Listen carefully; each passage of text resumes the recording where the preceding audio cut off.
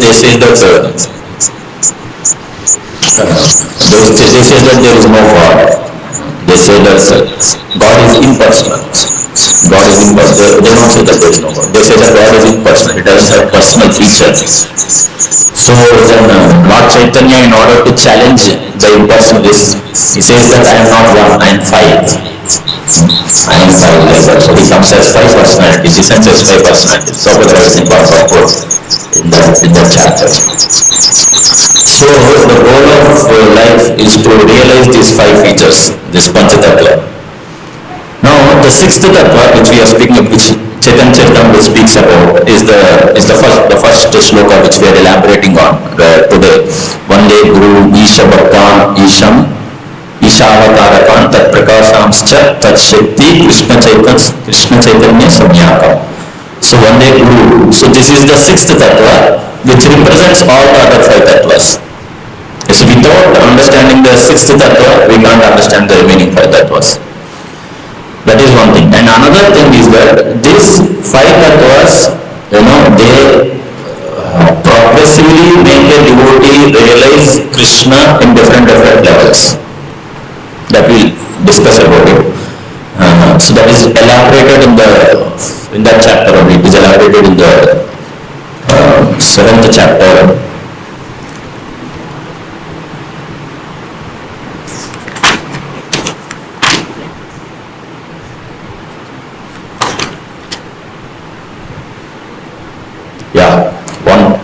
In the 7th chapter, 17th verse. So we'll come to that.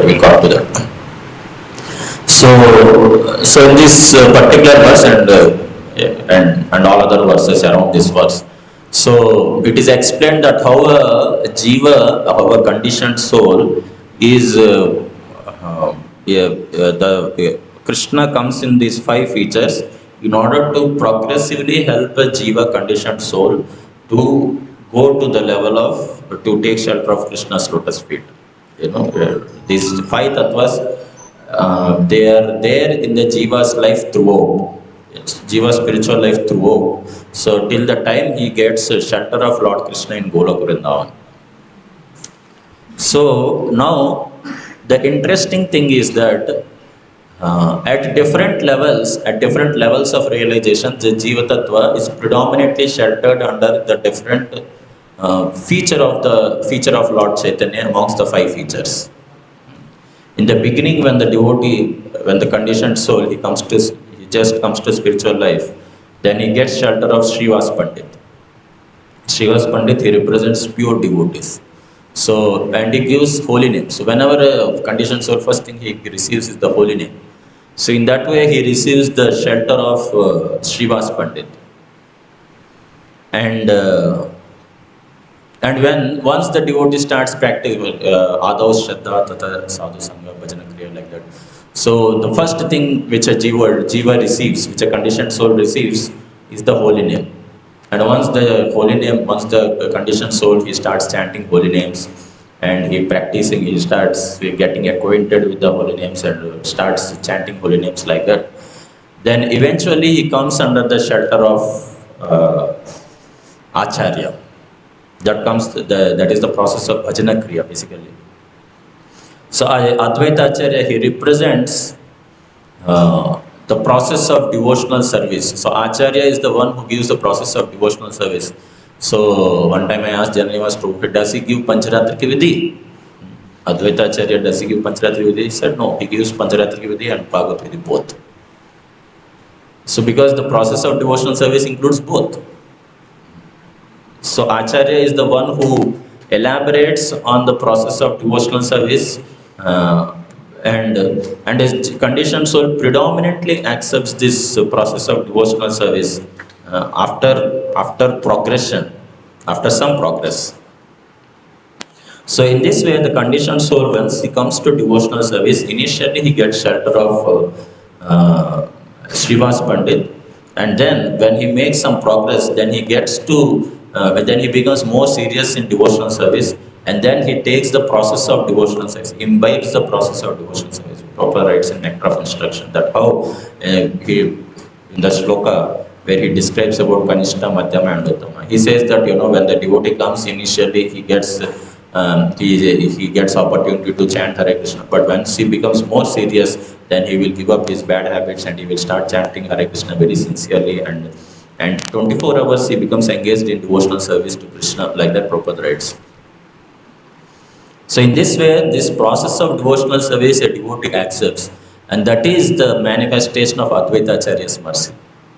Now the interesting thing is that all these five personalities, they are, the Guru Tattva, they represent all these five personalities at different stages. When a devotee comes to devotional service, then the Guru Tattva represents Srivas Pandit. When a devotee makes some progress, he represents, the Guru Tattva represents Advaita Acharya. Though the devotee is predominantly under the shelter of Advaita Acharya, but the Guru Tattva, he represents different levels, he manifests the mercy of the Panchatattva at different stages to the conditioned soul. So the devotee, the conditioned soul, makes more progress. We'll discuss about it, how Nityananda Prabhu, he gets shelter of Lord Nityananda, and then he makes some more progress, he gets shelter of Gaur Gadadhar. So like that, a lot of, Bhaktisiddhanta Saraswati established a lot of Gaur Gadadhar deities, considering that how the devotee ultimately gets shelter of Radha and Krishna, like that.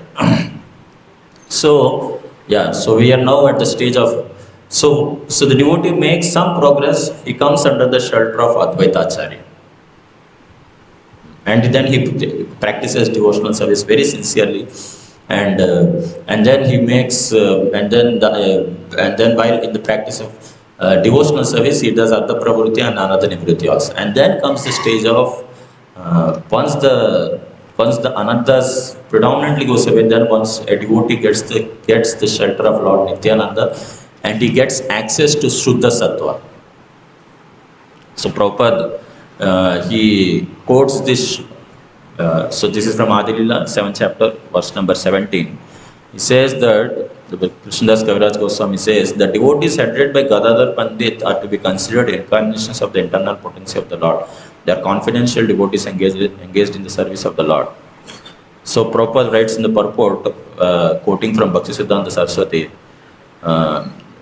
in connection with verses 16 and 17, Srila Bhaktisiddhanta Saraswati Thakur explains in his Anubhashya, there are specific symptoms by which the internal devotees and the unalloyed or pure devotees are to be known. All unalloyed devotees are Shakti Tattvas or potencies of the Lord. Some of them are situated in conjugal love and others in filial affection, fraternity and servitude. Certainly all of them are devotees, but by making a comparative study, it is found that devotees or potencies who are engaged in conjugal love are better situated than others. Thus, devotees who are in relationship with the Supreme Personality of Godhead in conjugal love are considered to be most confidential devotees of Lord Sri Chaitanya Mahaprabhu. Those who engage in service of Nityananda Prabhu and Advaita Prabhu generally have relationships of parental love, fraternity, servitude and neutrality. When such devotees develop great attachment for Sri Chaitanya Mahaprabhu, they too become situated within the intimate circles of devotees in conjugal love. This gradual development of devotional service is described by Sri Narottam Das Thakur. So Narottam Das Thakur's this bhajan Prabhupada quotes, Gauranga bolite habe pulaka sharira, Hari Hari bolite nayane babenira, Ar kabe nita chander karuna hoibe, Samsara vasana mora kabe tuchha habe, Vishaya chadiya kabe shuddha habe Kabe ham heribo Sri Vrindavana Rupa Raghunada Pade Haibe Aguti Kabe ham bhujavo Sri Yugala Piriti. So in this bhajan, Narottam Das Thakur, he explains about how a devotee comes to the position of Shuddha Sattva. And giving up all the anarthas.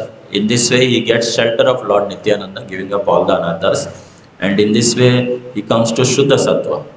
And then, once he gets access to Shuddha Sattva and he practices devotional service in the Shuddha Sattva, then over a period of time, he gets access to the love of Radha and Krishna. which comes through Gadadhar Pandit and the followers of Gadadhar Pandit headed by Rupa and Raghunath. Rupa Raghunath Pade 𝐉𝐻𝐈𝐍 𝐂𝐻𝐌𝐌𝐔𝐍𝐈𝐓𝐘. So,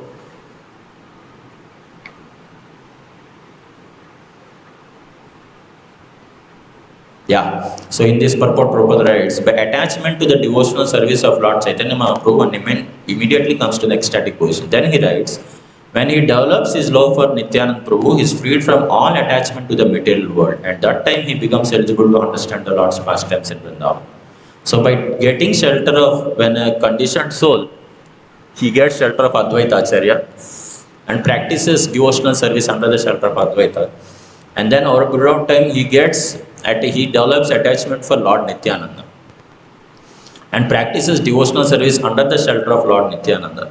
There, Prabhupada here he writes, when he develops his love for Nityananda Prabhu, he is freed from all attachment to the material world, and that time he becomes eligible to understand the Lord's pastimes in Vrindavan. So after attaining shelter of Lord Nityananda and practicing devotional service under the shelter of Lord Nityananda, then he becomes eligible for understanding the pastimes of Radha and Krishna in Vrindavan.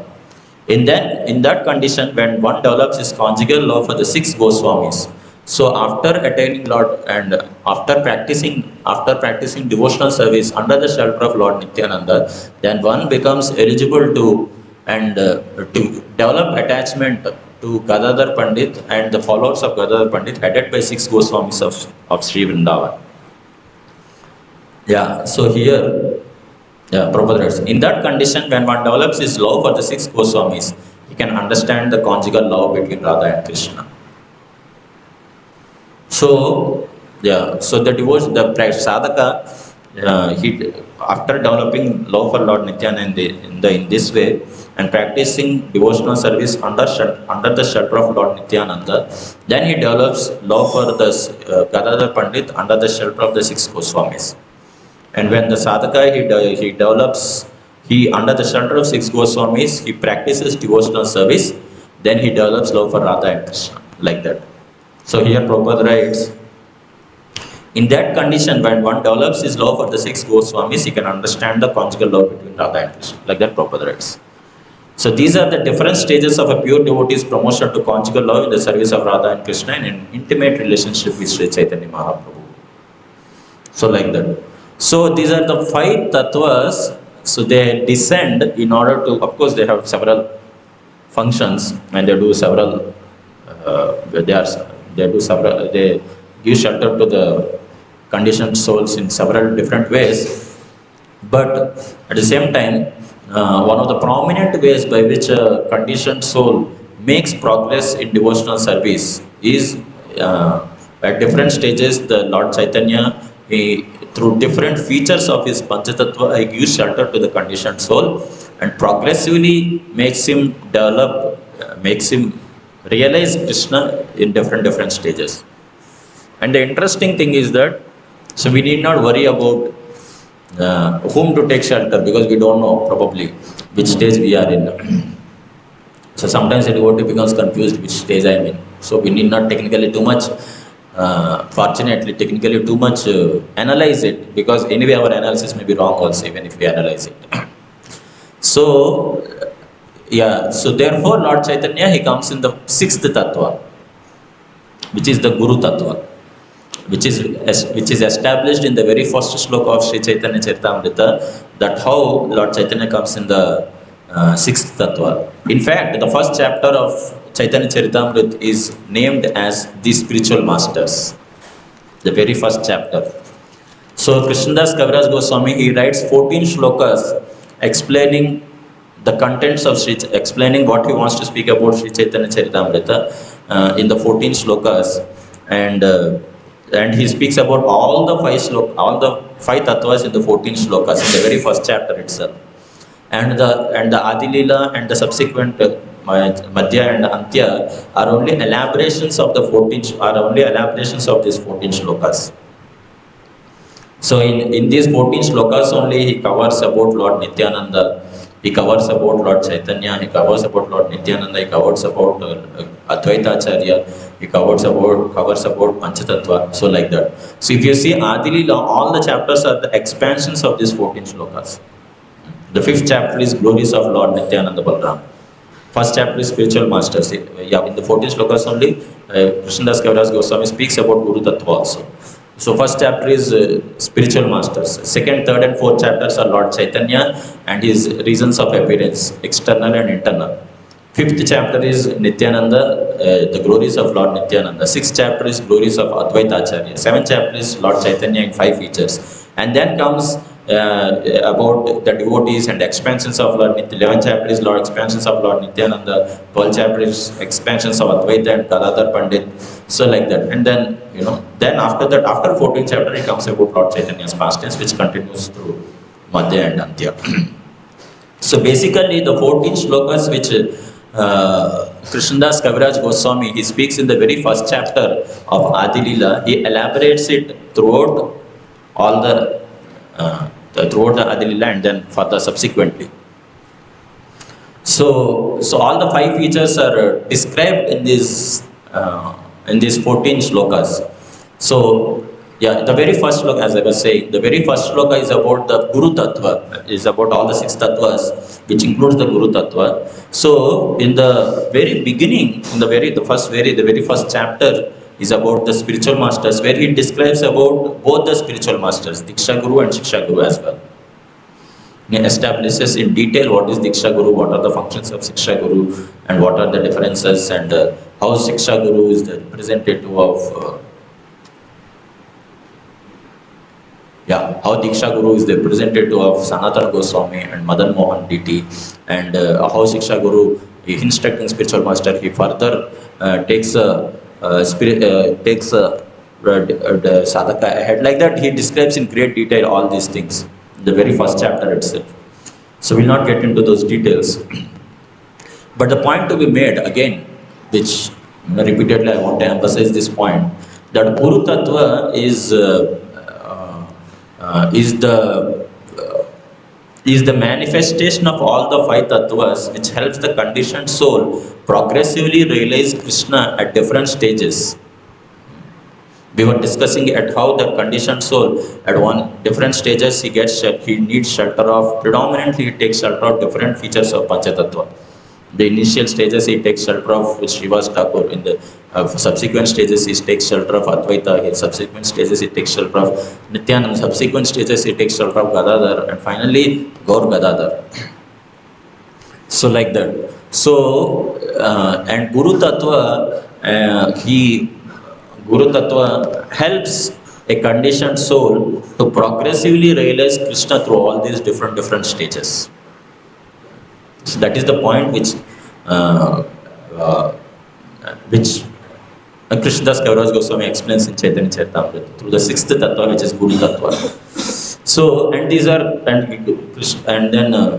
Krishnadas Kaviraj Goswami, when he speaks about Lord Nityananda, in the 5th chapter he speaks about Lord Nityananda, he establishes his point. He establishes this point that how by taking shelter of Lord Nityananda, one gets shelter of Vrindavan through his own example.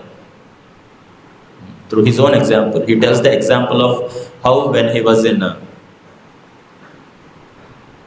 Jamatpur in Bengal, and he was staying in this place somewhere in Bengal, Jamatpur. So he was there, and in his home, Miniketan Ramdas comes. Miniketan Ramdas happens to be one of the associates of Lord Nityananda, and he happens to be one of the Gopa Balakas in Krishna Leela. So he comes, and he is a very funny person.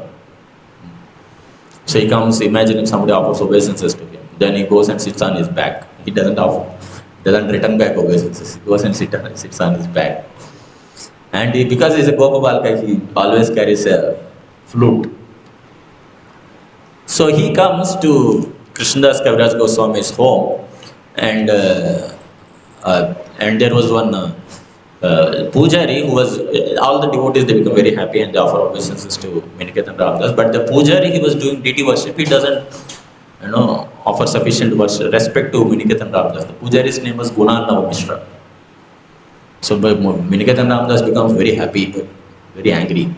He says that here is another Romaharshan Sutta, like that he says. He says like that and he becomes very angry. So later on, Krishnadas Kaviraj Goswami's brother, he also does not offer sufficient respect to Miniketan Ramdas. Because Krishnadas Kaviraj Goswami's brother, he has some great respect for great faith in Lord Chaitanya. But however, he does not have faith in Lord Nityananda. Then Kaviraj Goswami becomes very angry. He chastises his brother and he says, your logic is like half-hand logic.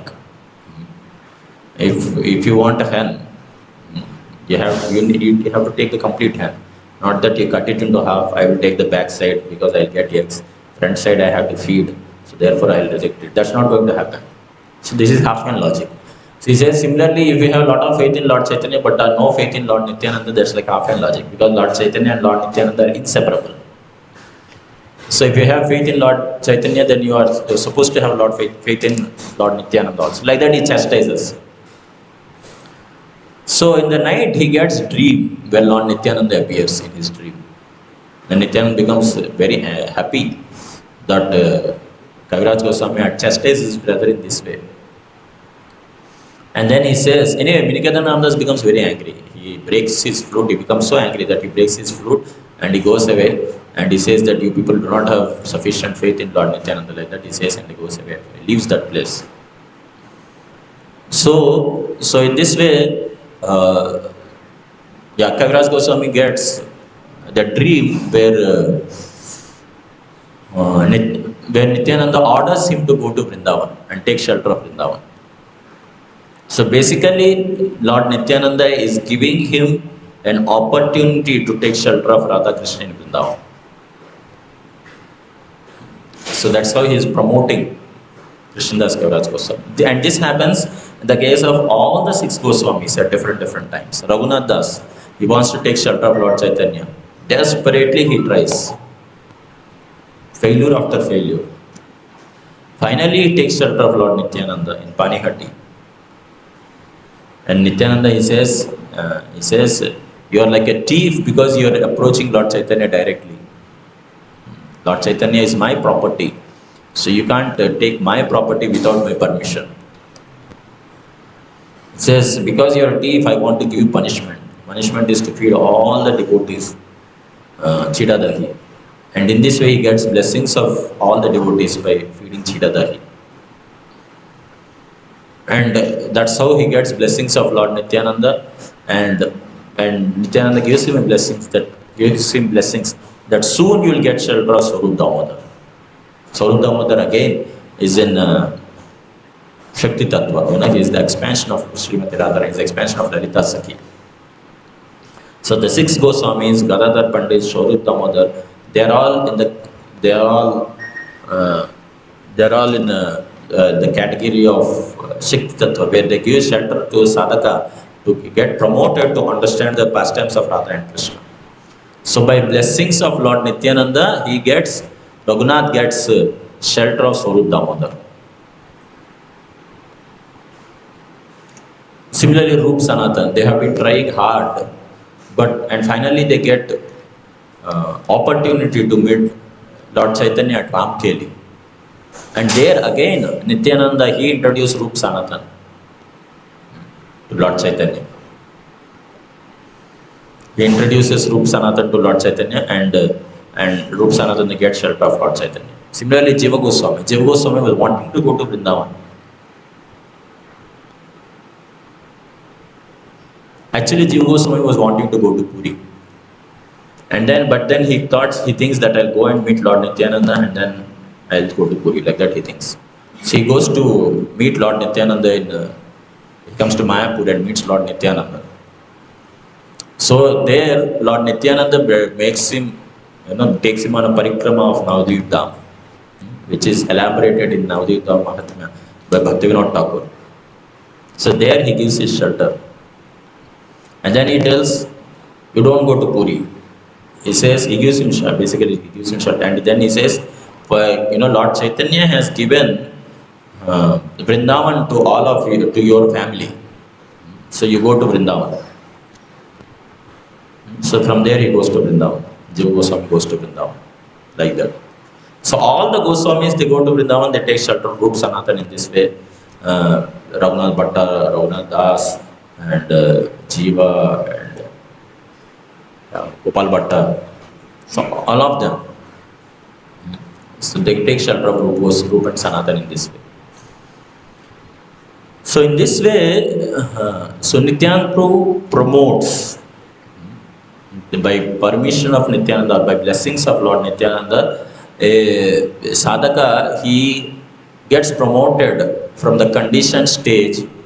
He goes to Shuddha Sattva and then enters and then gets the opportunity to enter the pastimes of Radha and Krishna.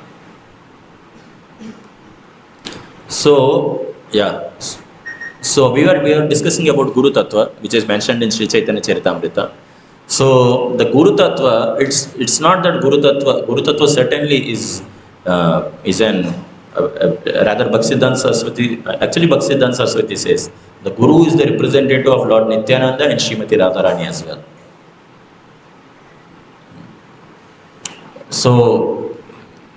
So in this way, a Guru helps a sadhaka at different stages to get shelter of different personalities until the time the sadhaka goes and takes shelter of Lord Krishna's lotus feet completely. It is also explained. We can also see in Chaitanya Charitamrita, 19th chapter, it explains. There's a sloka where it says, famous sloka, Brahmanda Brahmite Kona 𝐂𝐻𝐌𝐌𝐍 Guru Krishna Prasade Pai Bhakti Lata Bij. So in this sloka, it is explained that how a conditioned soul, he receives Bhakti Lata Bij by the blessings of Guru. And then in the subsequent slokas, maybe we'll go through them after some time. In the subsequent slokas, the Bhakti Lata Bij, the Bhakti creeper, it goes, develops and takes shelter of Lord Krishna's lotus feet. It is explained in these subsequent slokas. So in this way, the Jiva, he gets shelter. The initial Bhakti Lata Bij is given by Guru, and then till the time the Bhakti Lata creeper gets shelter of Krishna's lotus feet, and then the Guru, he gives shelter like that. So this is the special quality of Guru Tattva, wherein the Guru Tattva, he helps the sadhaka from the beginning stage. Radharani is, we don't have access to Radharani, and we don't have access to Radha and Krishna. We don't have access to Lord Nityananda also. We don't have access to different personalities of Panchatattva. But Guru Tattva, he comes and at different stages he helps the sadhaka to get access to different personalities in Panchatattva until the time the sadhaka gets graduated to take shelter of Radha and Krishna. So that is the special quality of Guru Tattva. So today is Balaram Jayanti. Balaram Jayanti is the representative of Guru Tattva. So Balaram Jayanti, so there are, in Krishna kills several asuras. And there are two asuras especially, many other demons also, but there are two demons in Vrindavan Leela which are killed by Balaramji himself. They are Dhenukasura and Pralambasura.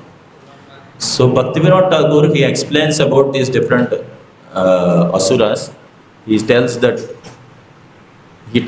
how he explains that the different anarthas which are present within our heart, these different asuras, these different demons, how they represent different anarthas which are present in our heart.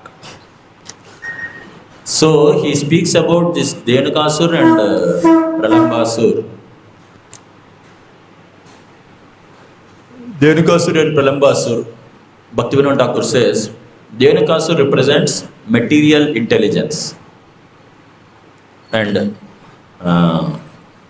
ignorance of spiritual intelligence. Jai Shri Nitai Gauranga ki jai, Shri Prabhupada ki jai.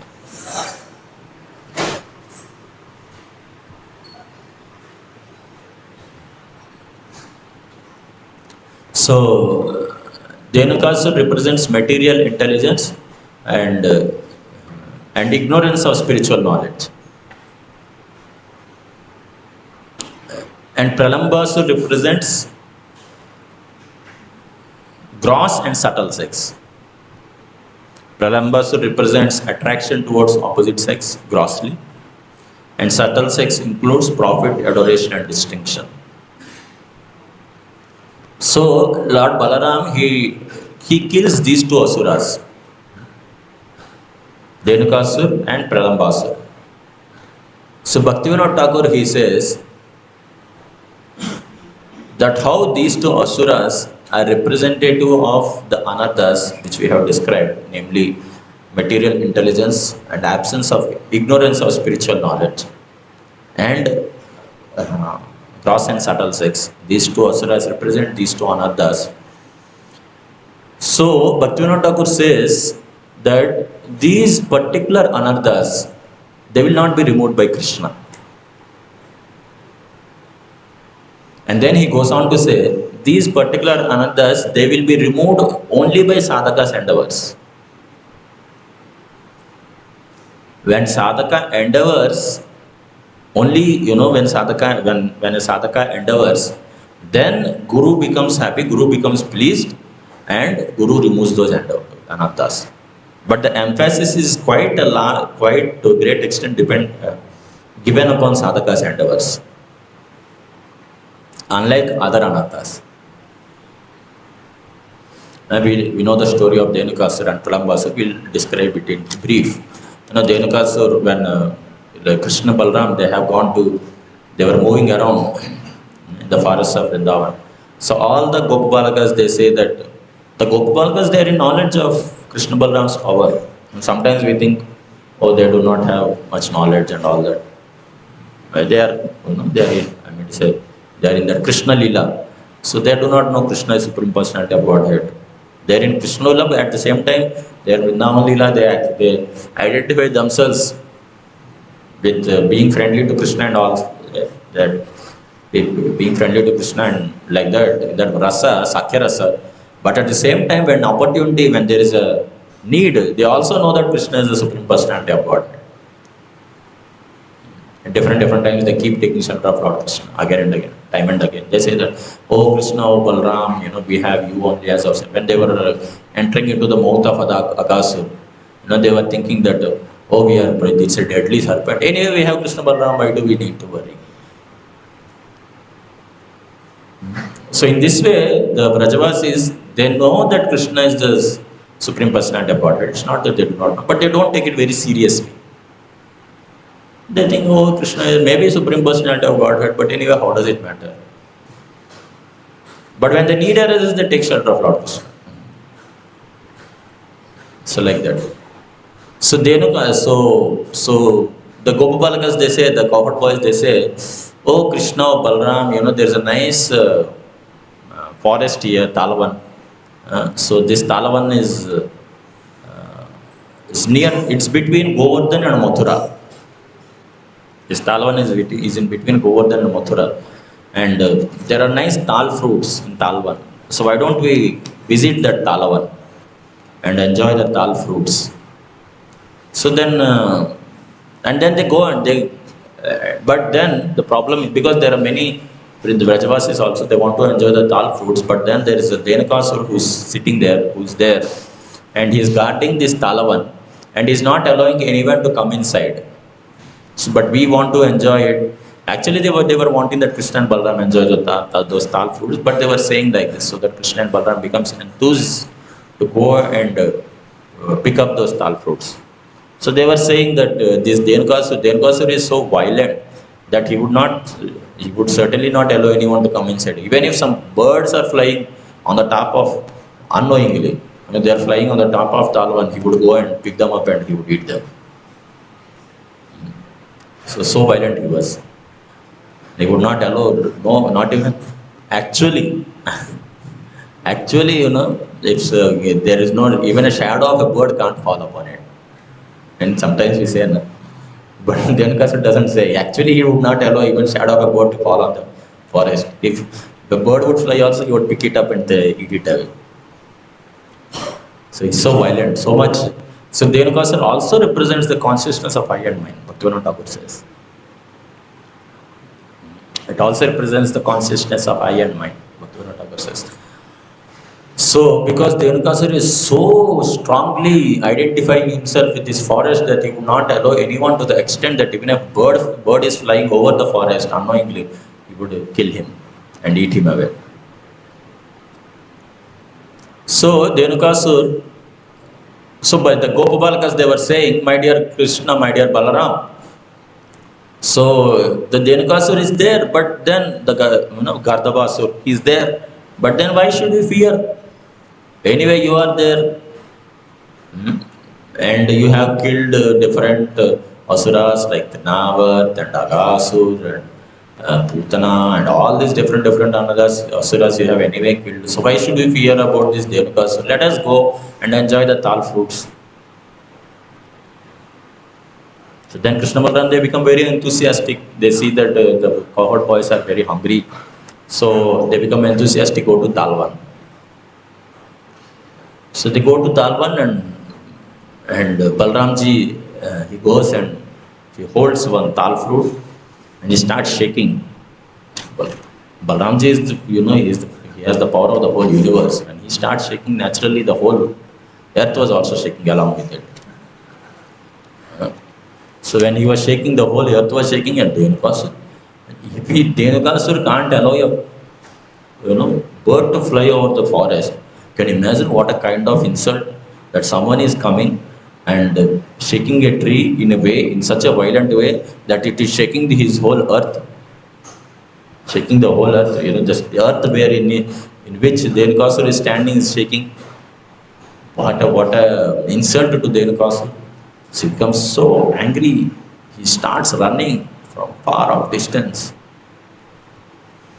Now this Dhenuka is one of the descendants of Prahlad. So when Prahlad was protected, Narsimhadev gave a benediction to Prahlad that I would not kill any of your descendants. So Krishna was in no mood to kill Dhenuka. So therefore Balaramji comes ahead. So Balaramji, he comes, and so this Dhenukasura, he comes and he sees Balaramji. Therefore Balaramji starts violently shaking the tal tree. So then Balaramji comes, the Dhenukasura comes along with some of his few associates, start running towards very fast. He starts running. And then all of a sudden he puts a sudden break. We know that donkeys, they don't kick with the front legs. They have to kick with the back legs. So they can kick. So he became so angry and came running so fast, but he has to turn back now. So he puts a sudden break and then he turns back and he kicks with his back legs. So now in the first kick, actually Balaramji doesn't feel anything. He kicks and Balaramji doesn't even, he's quite negligent about the kick. So again he tries to kick. He lifts his legs again, hind legs, and again he tries to kick. Then Balaramji catches one of the hind legs, and then he starts whirling around. And in the process of whirling around, Dhenukasura loses his life hair. There is, what do we call? Centrifugal force, Centrifugal force, So the life hair goes away out of Dhenukasura's heart in the process of whirling around. So then in this way Dhenukasura dies. Jai Balaramji ki jai. So then Balaramji whirls around and he throws away Dhenukasura, and he goes and falls on one of the, it's so heavy, right? He falls on on the top of one of the tal trees. So the tal tree becomes disturbed and it starts falling. And it falls on another tal tree, that also starts falling. That falls on another tal tree, that also starts falling. This way there's a huge queue of tal trees, one after another, they all keep falling. So like that. And then other asuras, they start attacking. Then Krishna comes in between. It is explained that there are several reasons why Krishna comes in between. One is because he feels that Balaram is alone. All these asuras, they are all attacking him. I should come in between and help Balaram. So like that he thinks, and he comes in between. And yeah, so in this way Krishna comes in between. And then meanwhile Dhenukasura is different. There are many other asuras who are all in the form of donkeys, somewhere else. They also come to know Dhenukasura is killed. Everyone comes, starts running around. So both of them, they have a good playtime. They would come fast. They would put a sudden break, turn back, and with their hind legs they would want to kick. So and then they would catch. Krishna would catch. Balaram would catch. Roll around, throw away.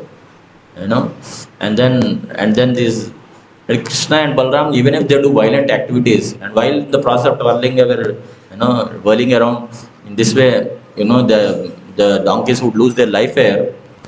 And losing life air is a very painful thing. When Putana was sucked out, the life air was sucked out. It was very painful for Putana. So along with losing life air, they would also, the blood would also come out of their mouth, nostrils, and ears and everything.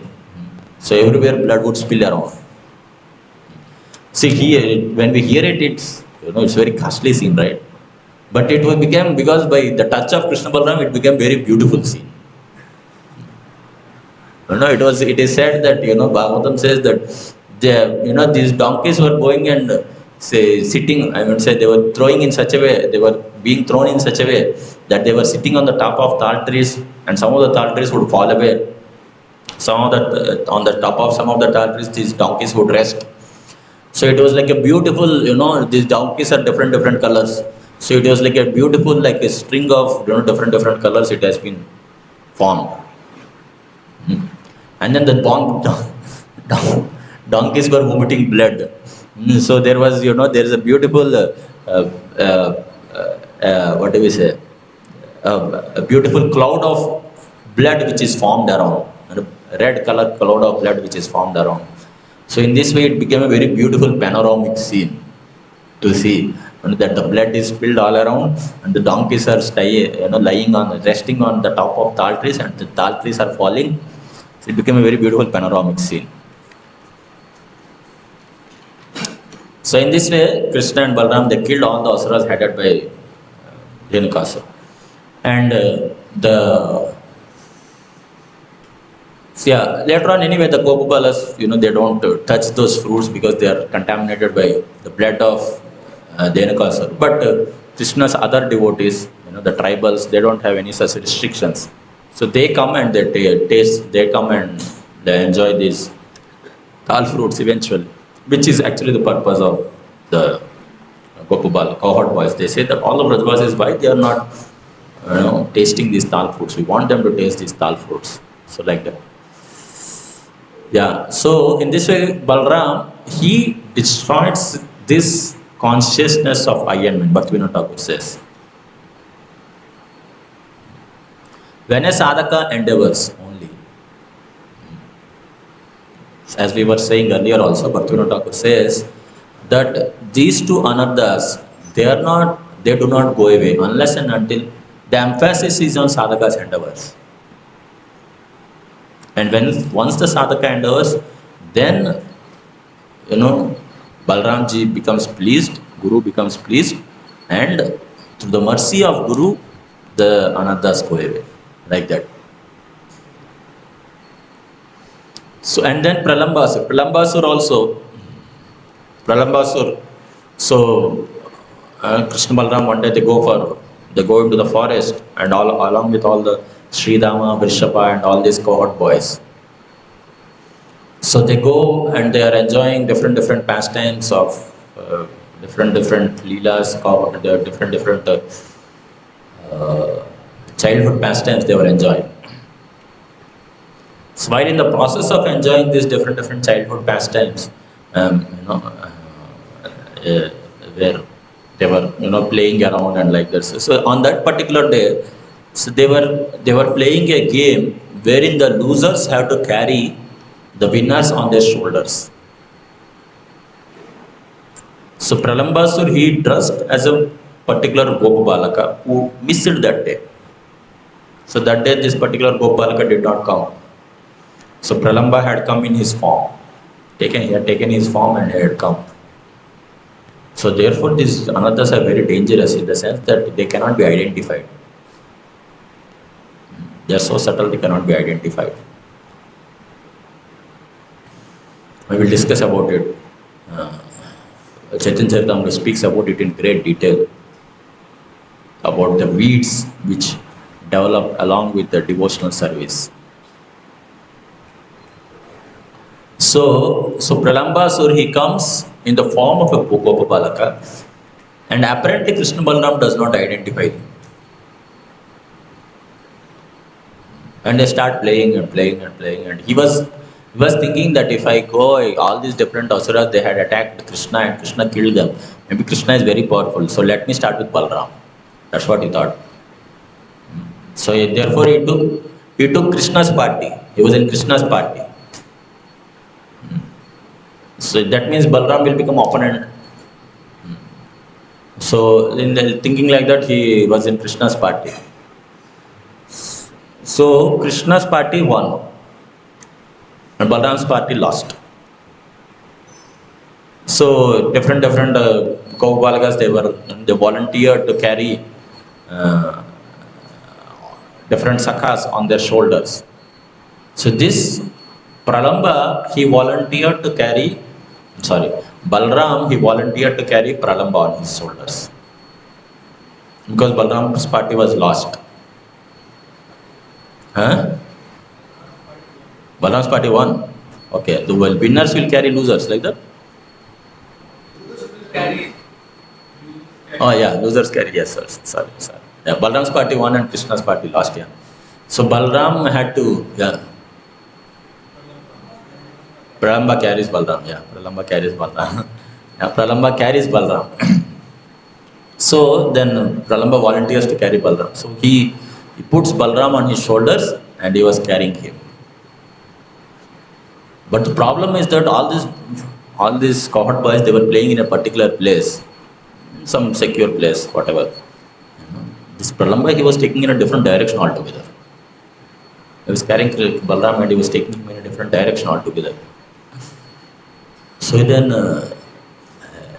Balaram is thinking, where is this boy taking me? They are all playing in that direction. Why he is taking me in this direction? So he gets a doubt. So then Balaramji starts becoming heavy. Balaramji, when he has the, as we were saying, he has the strength of the whole universe. When he becomes heavy, who can tolerate it? So he starts becoming heavy. Becoming heavier. And this person, he couldn't conceal his form any longer. Pralamba, he couldn't conceal his form any longer. So he became a huge demon with grey hair and coppery eyes and with a demoniac form. He was running very fast, so that he can take him in somewhere in deep, dense jungle and kill him, something like that he was thinking. So the Balaramji becomes a little nervous. There are different reasons, so it says why he becomes nervous. First thing is, he thinks that, this person has come in the form of a cowherd boy and Krishna had accepted him, so how can I kill him? Like that he was thinking. Another reason he was thinking that, why this? Oh, I am with this demon, that means probably some other demon is also attacking Krishna there. So he becomes a little nervous in this way. So several reasons. So Balaramji, anyway, then with one fist, one stroke of a fist, Bhagavatam explains that how this Pralamba, when he was carrying Balaramji, this Pralamba is so tall, it's like, Balaramji is going in clouds. He's so tall, he has such a huge demonic form. And then Balaramji is like, hovering in the clouds. So when Balaramji, clinches his fist and he kicks and he punches him and punches Pralambasur. It was like a thunderbolt on the head of Columbus. When there are clouds, you should also expect thunderbolts. So he gets a thunderbolt on his head, and immediately he vomits blood and dies on that very spot. So in this way, Pralambasur is killed. So as we were discussing, this Pralambasur, he represents gross and subtle sex. Gross sex and subtle sex, and the attraction towards, illicit attraction towards opposite sex is gross sex, and attraction to profit, adoration and distinction is subtle sex. And Pralambasur, just like he came as a cowherd boy, it is very difficult to identify these anarthas as well. It's not easy to identify these anarthas. Lord Chaitanya, he describes it in great detail. Bhaktisiddhanta Saraswati especially, he writes a commentary to the Gundicha Marjanam pastime, wherein he describes in great detail how these different anarthas, how while in the process of practice of devotional service,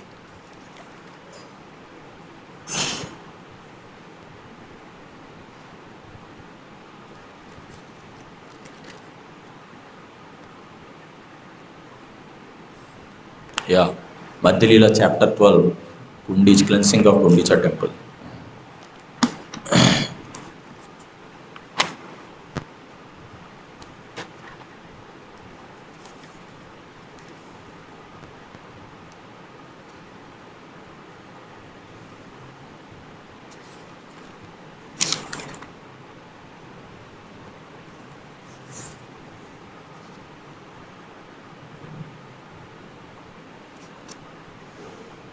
Madhya chapter 12, text 135, wherein Bhaktisiddhanta Saraswati gives an elaborate purport.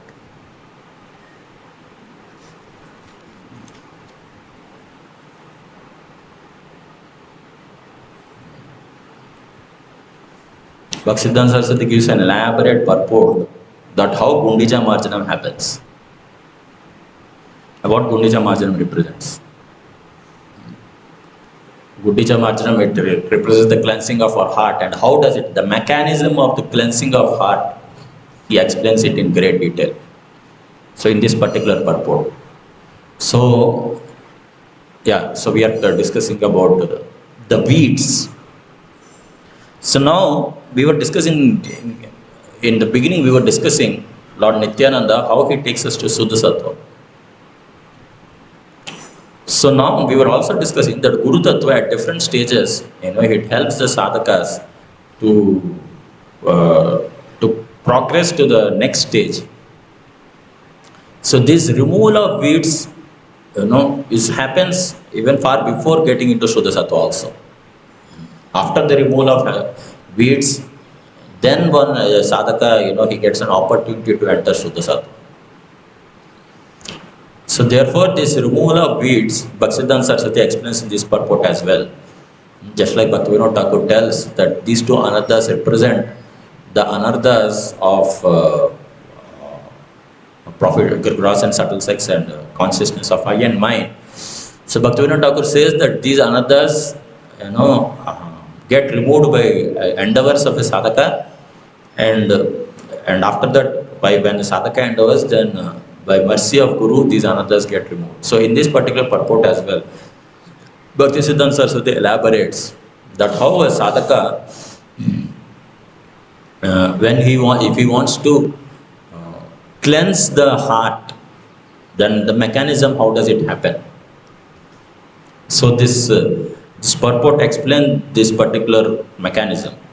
So it starts, the purport, it explains the different weeds which develop in the process of devotional service, in the practice of devotional service, it explains. And then it explains how the removal of weeds happen, and how ultimately Krishna gets established within the heart. So in the beginning, the purport says, in the beginning, Bhaktisiddhanta Saraswati says that Sri Chaitanya Mahaprabhu, as the world leader, was personally giving instructions on how one should receive Lord Krishna, the Supreme Personality of Godhead, within one's cleansed and pacified heart. If one wants to see Krishna seated in his in his heart, then how it starts? It starts with first cleansing the heart, as prescribed by Sri Chaitanya Mahaprabhu in his Sikshastaka, Cheto Darpana Marjanam. In this age, everyone's heart is especially unclean, and it's confirmed in Srimad Bhagavatam.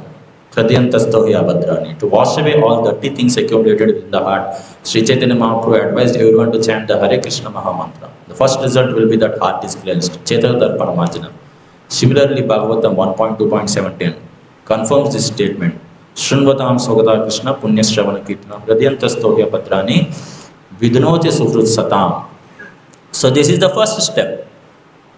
That means we haven't even come to the stage of identifying the anathas. We haven't even come to this stage. The weeds will develop once we start, when the Bhaktilata beach, once a devotee, he starts watering through hearing and chanting, and Bhaktilata beach, it starts sprouting. That is the time when weeds develop.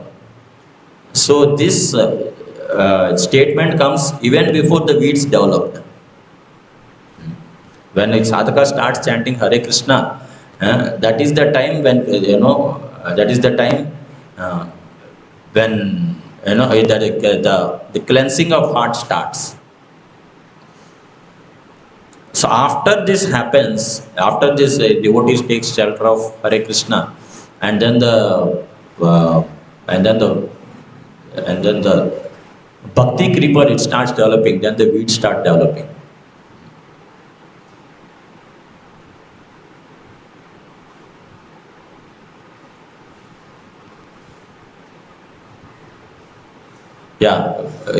Prabhupada writes in the purport, Krishna himself will help cleanse the heart because he is already seated there. So we have accepted Krishna within our heart and he is already seated there.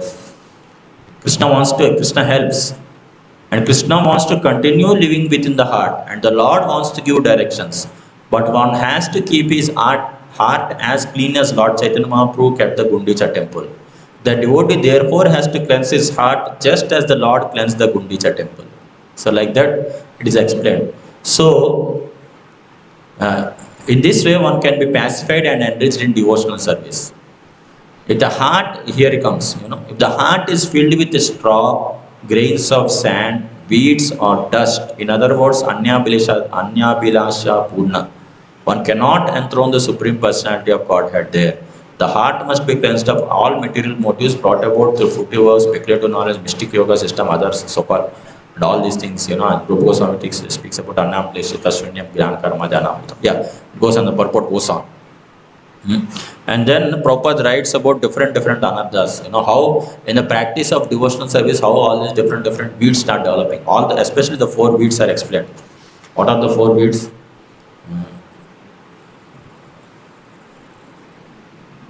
Kutinati, Pratisthasha, Jivahimsa, Nishiddhachar. Kutinati is fault finding or diplomatic behavior. Pratisthasha is the desire for name and fame. Jivahimsa is envy of other living entities. And Nishiddhachar, accepting things forbidden in the Shastras, including regulative principles. So like that. So these are the, so here Prabhupada writes about these particular anarthas, because these particular weeds, once the devotee starts practice of devotional service, these weeds, they appear to be like bhakti beach. Prabhupada gives an example. He says, an example of Pratisthasha, one may attempt to imitate Haridas Thakur by living in a solitary place. One's real desire may be for name and fame, or in other words, one thinks that fools will accept one to be as good as Haridas Thakur just because one lives in a solitary place. These are all material desires. Then he gives another example. He gives the example of, one more example he gives.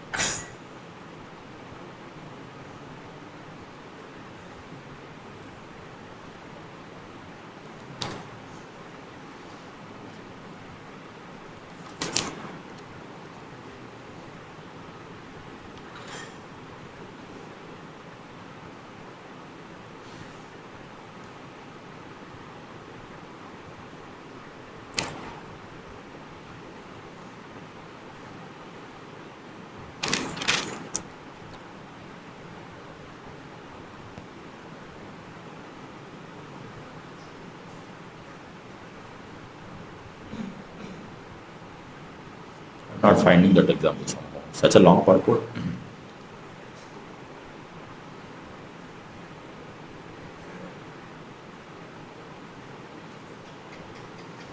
Yeah, he gives an example of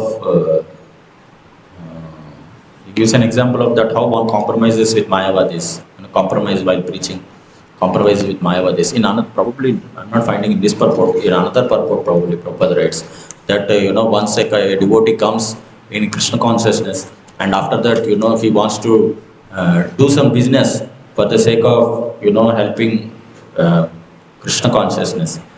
But actually he has a desire to make his own money or make money or something like that. So like that, so in this way, Prabhupada gives this example. Probably, I think it is in the place where he speaks about Rupa Goswami, instructions to Rupa Goswami. I think in that place he speaks about this. So, so in this way, Prabhupada gives different examples wherein once a sadhaka he comes, he accepts Krishna's names, he accepts the process of Krishna consciousness, Krishna, and he accepts Krishna within his heart. But then he starts watering the Bhaktilata beach, and then the Bhaktilata beach starts sprouting, and then he wants to accept devotional service more sincerely, but he is not able to identify the beads which are developing along with it, and therefore he is making mistakes. So his watering, which is supposed to water the Bhaktilata beach, instead of watering the Bhaktilata beach, it waters the weeds. And the weeds become stronger and stronger. And these are different examples is proper. Here in this purport, he gives example of trying to chant in a solitary place, compromising with Mayavadis. In some other places, he tells that one wants to start a business or something like that.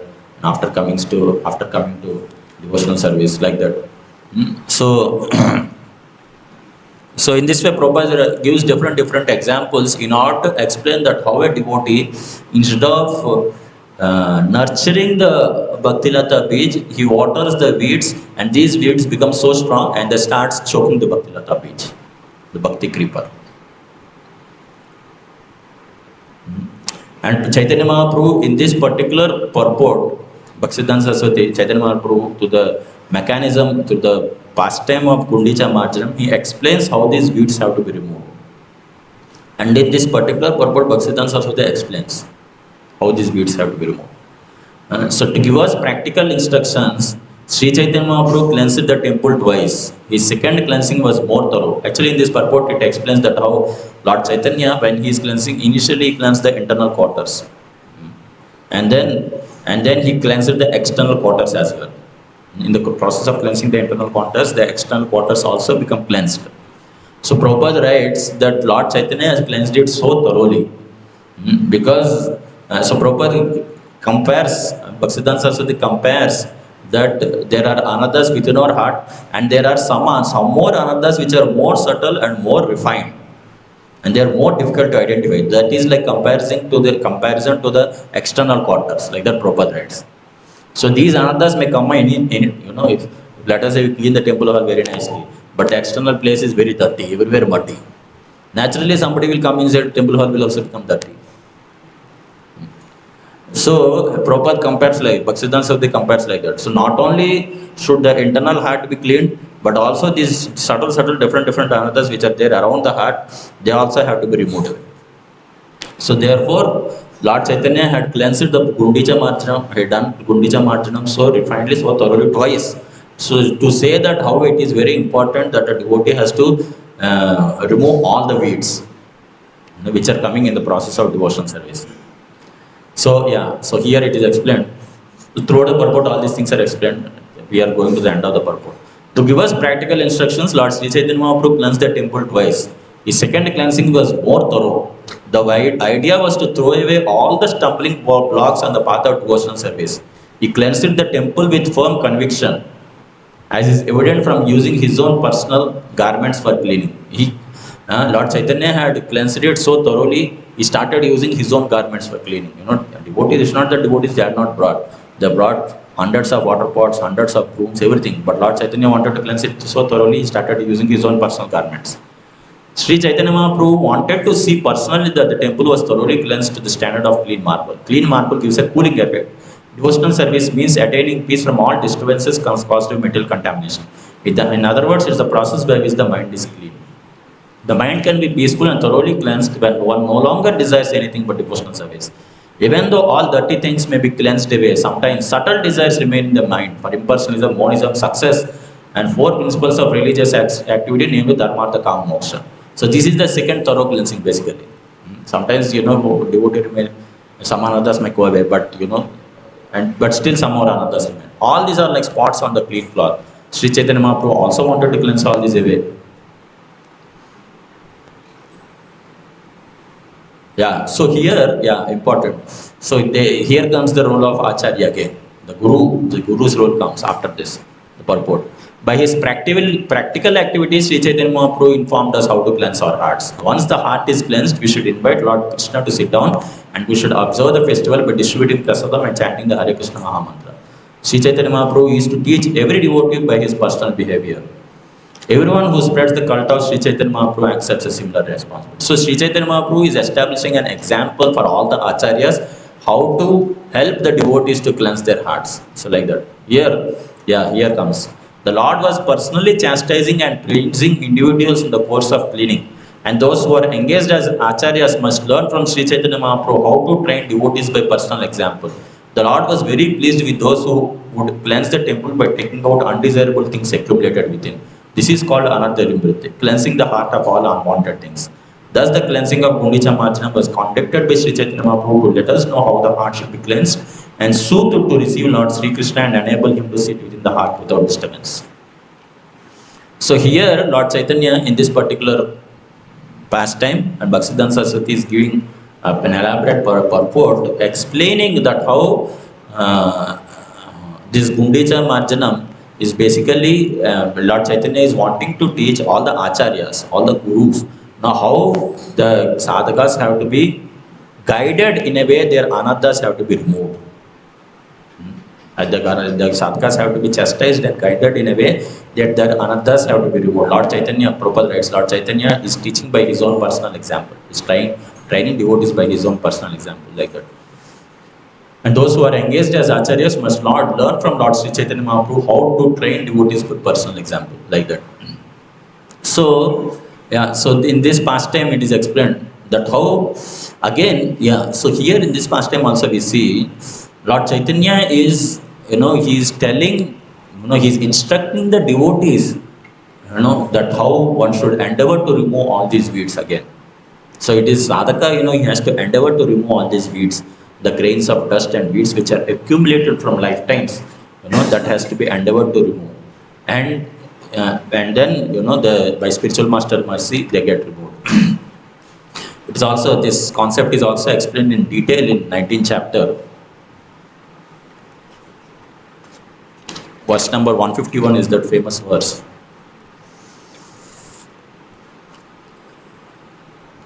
Madhya Lila, 19th chapter.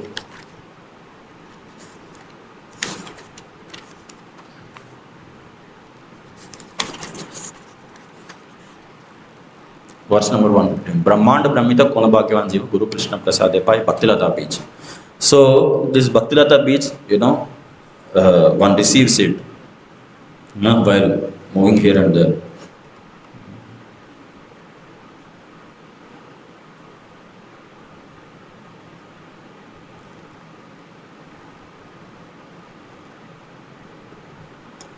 $152,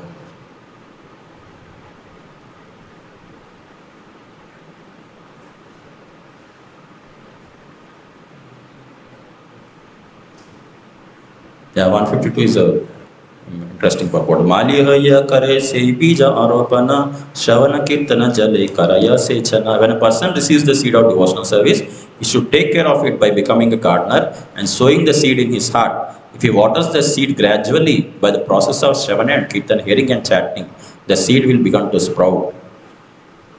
To live with purport. To live with devotees or to live in a temple means to associate with the Shravana Kirtan process. Sometimes it goes on. Basically the Shravan Kirtan process has to, that will water the Bhaktilata beach. It goes on. The purport says, endowed with the mercy of spiritual master, the spiritual master Endowed with the mercy of Supreme Personality of Godhead, the spiritual master distributes the mercy to those who are elevated and pious. Thus, the spiritual master trains his disciples to render devotional service unto the Supreme Personality of Godhead. This is called Guru Kripa. It is Krishna Prasad, Krishna's mercy, that he sends a bona fide spiritual master to the deserving disciple. By the mercy of Krishna, one meets the bona fide spiritual master, and by the mercy of spiritual master, the disciple is fully trained in the devotional service of the Lord. Bhaktilata Bij means the seed of devotional service. Everything has an original cause here. So, yeah. The methods, rules, and regulations by which one is perfectly trained in devotional service constitute the Bhaktilata Bij. If one is, it goes on, if one is not fortunate enough to receive the Bhaktilata Bij from the spiritual master, he instead cultivates such seeds as Karma Bij, Jnana Bij, or political, social, or philanthropic Bij. Prabhupada is very graphic in explaining, what is meant by Karma Bij and Jnana Bij. Political, social, or philanthropic Bijas. However, the Bhaktilata Bij is different from these Bijas. And it goes ahead. So basically, Prabhupada writes in this, the methods, rules, and regulations by which one is perfectly trained in devotional service constitute the Bhaktilata Bij, or seed of devotional service. This seed of devotional service is instilled within the heart of a sadhaka, within the heart of a practitioner by the mercy of spiritual master, by mercy of Guru and Krishna. And the mercy of Guru also, the mercy of Krishna also comes through the mercy of Guru, like that. So, these all purports are very interesting purports, but we'll go to the purport of 158. Sometimes unwanted creepers, such as the creepers of desires for material enjoyment and liberation from the material world, grow along with the creeper of devotional service. The varieties of such unwanted creepers are unlimited. Some unnecessary, again this, like Gundicha Marcham, where Prabhupada explains, Bhaktisiddhanta Saraswati similarly, Nishiddhachar, Kutinade, Jevahimsa, Labha, Puja, Pratistade, Yata, Upashakaka. Some unnecessary, 159, some unnecessary creepers growing with the Bhakti creeper or the creepers of behavior unacceptable for those trying to attain perfection, diplomatic behavior, animal killing, mundane profiteering, mundane adoration, mundane importance. All these are unwanted creepers.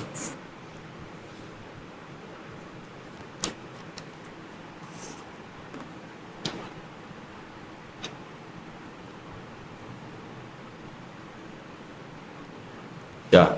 160. If one does not distinguish between the Bhaktilata creeper and the other creepers, the sprinkling of water is misused because the other creepers are nourished while the Bhakti creeper is cutted. So, when the sprinkling happens, when chanting Hare Krishna happens, if the Bhakti creeper is not treated and the other weeds are, growing strongly, then the chanting of Hare Krishna will help the other creepers to become more and more stronger. And that will choke the Bhakti creeper. If one chants the Hare Krishna purport, if one chants the Hare Krishna mantra while committing offenses, these unwanted creepers will grow. One should not take advantage of chanting the Hare Krishna mantra for some material profit, as mentioned in verse 159, Nishiddhachara, Kutinati, Jivahimsan, Lava, Puja, Pratishtadi, Yata, Upashakaka. The unwanted creepers have been described by Srila Bhaktisiddhanta Saraswati Thakur. It states that if one hears and chants without trying to give up offenses, one becomes materially attached to sense gratification. One may also desire freedom from material bondage, etc. And it goes on. One may become attached to 4 sinful activities, illicit sex, intoxication, gambling, and meat eating. And then one may think this is a Hindu Vaishnava, European Vaishnava, like that. All these different things come. So anyway, in this purport, I wanted to mention this particular purport wherein, so how this weed removal process happens? This weed removal process happens when one chants Hare Krishna attentively without committing offenses. So that is what is explained in this shloka, in this purport to the verse number 160. Bhaktisiddhanta Saraswati speaks about it.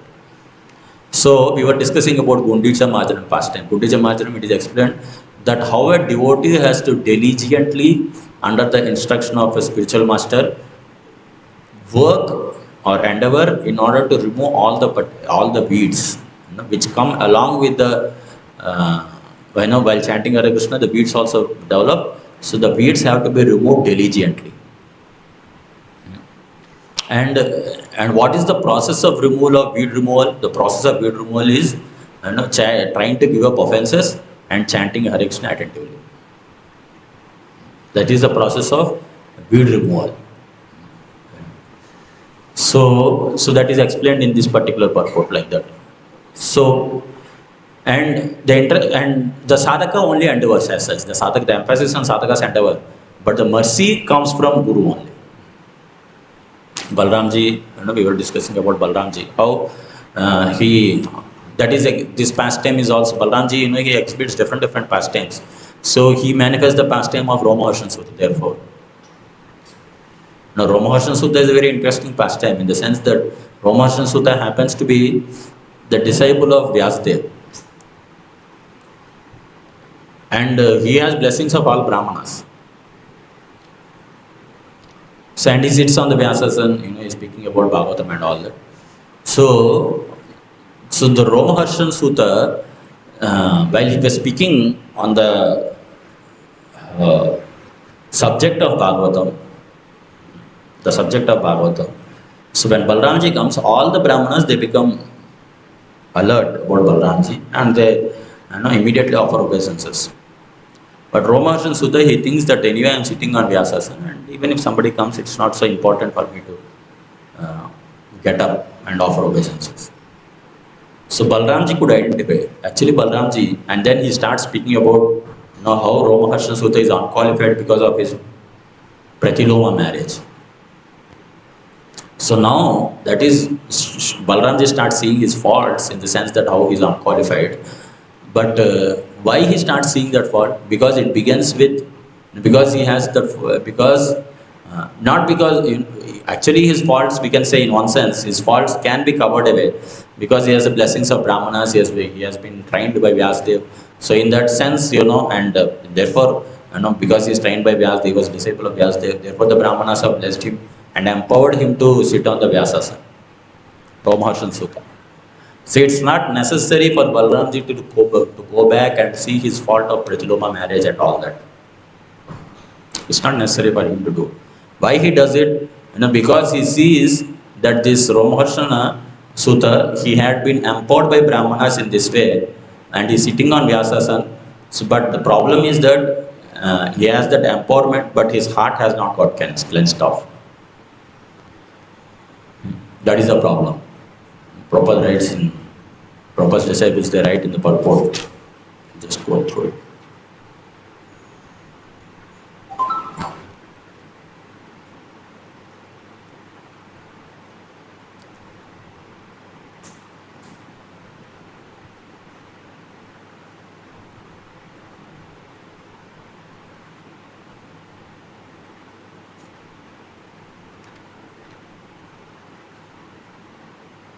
Canto 10, chapter 78.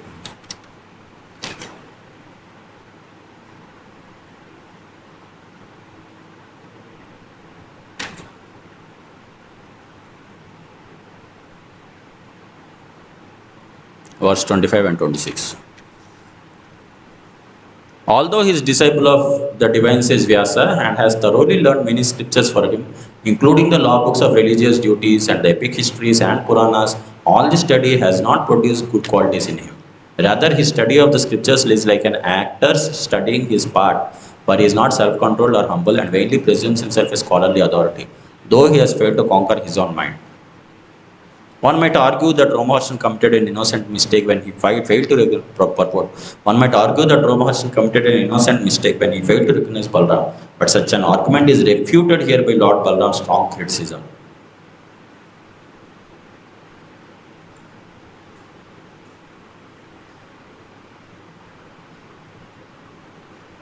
Yeah. So in this particular shloka, Shukadeva Goswami explains that how Lord Balaram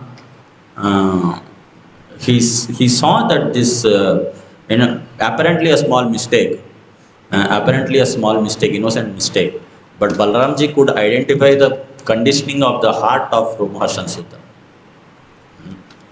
He saw that how this Romaharshan Sutta, though he had been empowered, it's like a pretense. He's doing a pretense by speaking on the subject of Bhagavatam, and he is speaking Actually, Acharyas write a commentary wherein they say that amongst the 88,000 sages who are sitting in the audience, many of the sages are far more advanced than Ramaharshan Sutta as well. But Ramaharshan Sutta is not sufficiently offering them respect. And in this way, his heart was not thoroughly cleansed.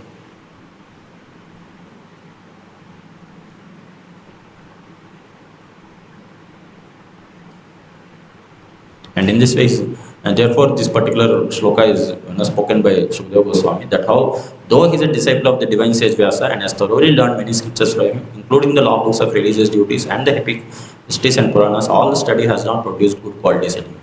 It has not produced good quality means it has not produced divine qualities, which means that his heart is still contaminated, by the qualities of material nature. Rather, his study of the scriptures is like an actor studying his part, which means that though he is speaking on the scriptures, there is no sufficient realization. He has studied all the scriptures and is speaking on the scriptures, but there was no sufficient realization. For he is not self-controlled, which means that there are still anarthas which are there within his heart, and there is material contamination which is within his heart. Or humble, and vainly presumes himself a scholarly authority. Which means that there is a pretense, though he is not sufficiently advanced, and many of the sages in the assembly are more advanced than Ramaharshan. Still, Ramaharshan is pretending to be an advanced soul, and he wants to establish it in that way. Therefore, when Lord Balaram had come, who is the Adi Guru, he did not stand up to receive him or offer obeisances to him. But Shukadeva Goswami himself says, in fact, and vainly presumes himself a scholarly authority, though he has failed to conquer his own mind. So he has those anarthas within his heart, but still is not offering sufficient respect to Balaramji, like that. So in this way, he is vainly, assuming a superior post, pretending and assuming a superior post. So Balaramji, he wants to punish Ramaharshan Sutta in order to set an example. However, Ramaharshan Sutta's son, Sutta Goswami, happens to be a very great devotee of Lord Krishna. So later on, eventually, the Brahmanas, they empower Sutta Goswami, who is considered to be Ramaharshan Sutta only, because he is his son. So they empower him to become the Bhagavatam speaker, which eventually, and he recites the whole Bhagavatam, as we can hear to all the Shravanakadi Rishis. So, Balaramji, why this pastime is being emphasized, this pastime we are emphasizing. This pastime shows that how Balaramji, how the Guru, he removes the pretense, and he can identify the weeds which are there within the heart, and he can remove it. One time one devotee asked Prabhupada, Lord Chaitanya in his Siksashtakam, he never spoke about taking shelter of a Guru. Why he hasn't? Prabhupada, it comes in one of his conversations. Why he has never spoken about taking shelter of a Guru in Lord Chaitanya's Siksashtakam? Prabhupada says, Lord Chaitanya speaks about it. He speaks about it in the verse One has to humble oneself, which means one has to humble oneself in front of Guru also. So in this way, humble oneself in front of Guru and accept the shelter of Krishna Kirtaniya Sadhari. So but Lord Chaitanya, it's not that he doesn't speak, he speaks about it. So like that Prabhupada tells. So Ramaharshan Sutta, by the example of Ramaharshan Sutta, Balaramji is establishing that how the Guru, he removes the anarthas which are there within the heart. But Ramaharshan Sutta, though he is vainly assuming to be a very great devotee, and is sitting on Vyasasana, and he has qualities to be able to sit, superficial qualities to be able to sit on Vyasasana as well, very learned and many other similar qualities, but then his heart has not been thoroughly cleansed, and is not sufficiently self-controlled. So that has been explained by in the translation. So Shukadeva Goswami explains about it. So therefore Balaramji, he punishes Brahmaharshan Sutra and establishes an example. So in this way, yeah. So we were discussing about Guru, how Guru he helps the sadhaka at different levels. Helps the sadhaka at different levels. So Guru, he helps the sadhaka not only to take shelter of Shuddha Sattva, eventually helps the sadhaka to take shelter of Radha and Krishna, by becoming a representative of the six koshas. Before that, he helps the sadhaka to take shelter of Shuddha Tattva by becoming a representative of Nityananda. And before that, the Guru also helps the sadhaka in the removal of weeds. So that we wanted to emphasize, that how Guru helps the sadhaka, and Chaitanya Mahaprabhu explains it in the pastime of Gundicha Marjanam. We have been reciting it. That how the removal of weeds happen. The removal of weeds happen, and Lord Chaitanya, he has personally trained his devotees, all the acharyas, by his personal example, and he was chastising. When the Gundicha Marjanam was happening, some devotees were accumulating little dust. He said, "Arey, bhai, what nonsense is this? What kind of Marjanam are you doing? You are accumulating this much little dust." And then he says, whoever accumulates little dust, after the Marjanam happens, they have to make a feast and serve all the people who have accumulated more dust. So like that, So he was inspiring and encouraging people to, he was teaching by his example, to all the acharyas. Bhaktisiddhanta Saraswati writes in the purport, that how he was inspiring and encouraging and chastising, and thus establishing an example that how acharyas also have to do the same work of inspiring and encouraging and chastising their disciples to remove the weeds. The process of weed removal happens in that way. And later on we were discussing Lord Chaitanya's instructions to Rupa Goswami, that how this, what is the process of weed removal? The process of weed removal is through attentive chanting and through inoffensive chanting. By when a sadhaka, he endeavors to chant inoffensively and attentively, that is the process of weed removal. Bhaktisiddhanta Saraswati writes to the purport, in the purport to chapter 19, 160, wherein he says that unwanted creepers have been described by Srila Bhaktisiddhanta Saraswati Thakur. He states that one hears and chants without trying to give up offenses, one becomes materially attached to sense gratification. And then he goes on to explain, So in this way, spiritual master, he helps a sadhaka. So this particular example of Brahmaharshan Sutta is a very graphic example, that how a sadhaka, he pretends, or how a sadhaka, sometimes unknowingly, he, the beads which are there, he considers them to be bhakti, bhakti beads only, and he keeps watering them. And the Guru, it's the duty of Guru, as we see, Lord Chaitanya had instructed all the acharyas by his own personal example in the pastime of Gundicha Marjanam, that how a Guru, he identifies the weeds, because the sadhaka himself may not identify, like Brahmaharshan Sutta, we are giving example of Brahmaharshan Sutta, or he himself could not identify his pretentious behavior. The process of, the Guru, he identifies the weeds and helps the sadhaka to remove the weeds. Lord Chaitanya had told all the Gurus, acharyas, by his own personal example, how to do it. One another pastime also readily comes to our mind is that of Dvivida gorilla. Balaramji, he kills Dvivida gorilla. Dvivida, actually he happens to be one of the commanders in Lord Ram's army. But what is his problem? His problem happens to be that he offers a lot of respect to Lord Ramachandra, but he doesn't offer sufficient respect to Lakshman. He thinks this Lakshman is not very powerful. Actually, Lakshman is very powerful. In fact, after the Ramayana in Uttarakanda, Lord Ramachandra, he starts talking to Agastya Rishi. He tells, what do you think is the most, whom do you think has played the most critical role in this Ramayana, in this battle against Ravan? So then Agastya Rishi says, Lakshman. Ramachandra becomes surprised. He says, why you are saying Lakshman? You know, I killed Ravana. You know, if you say my name, that makes some sense.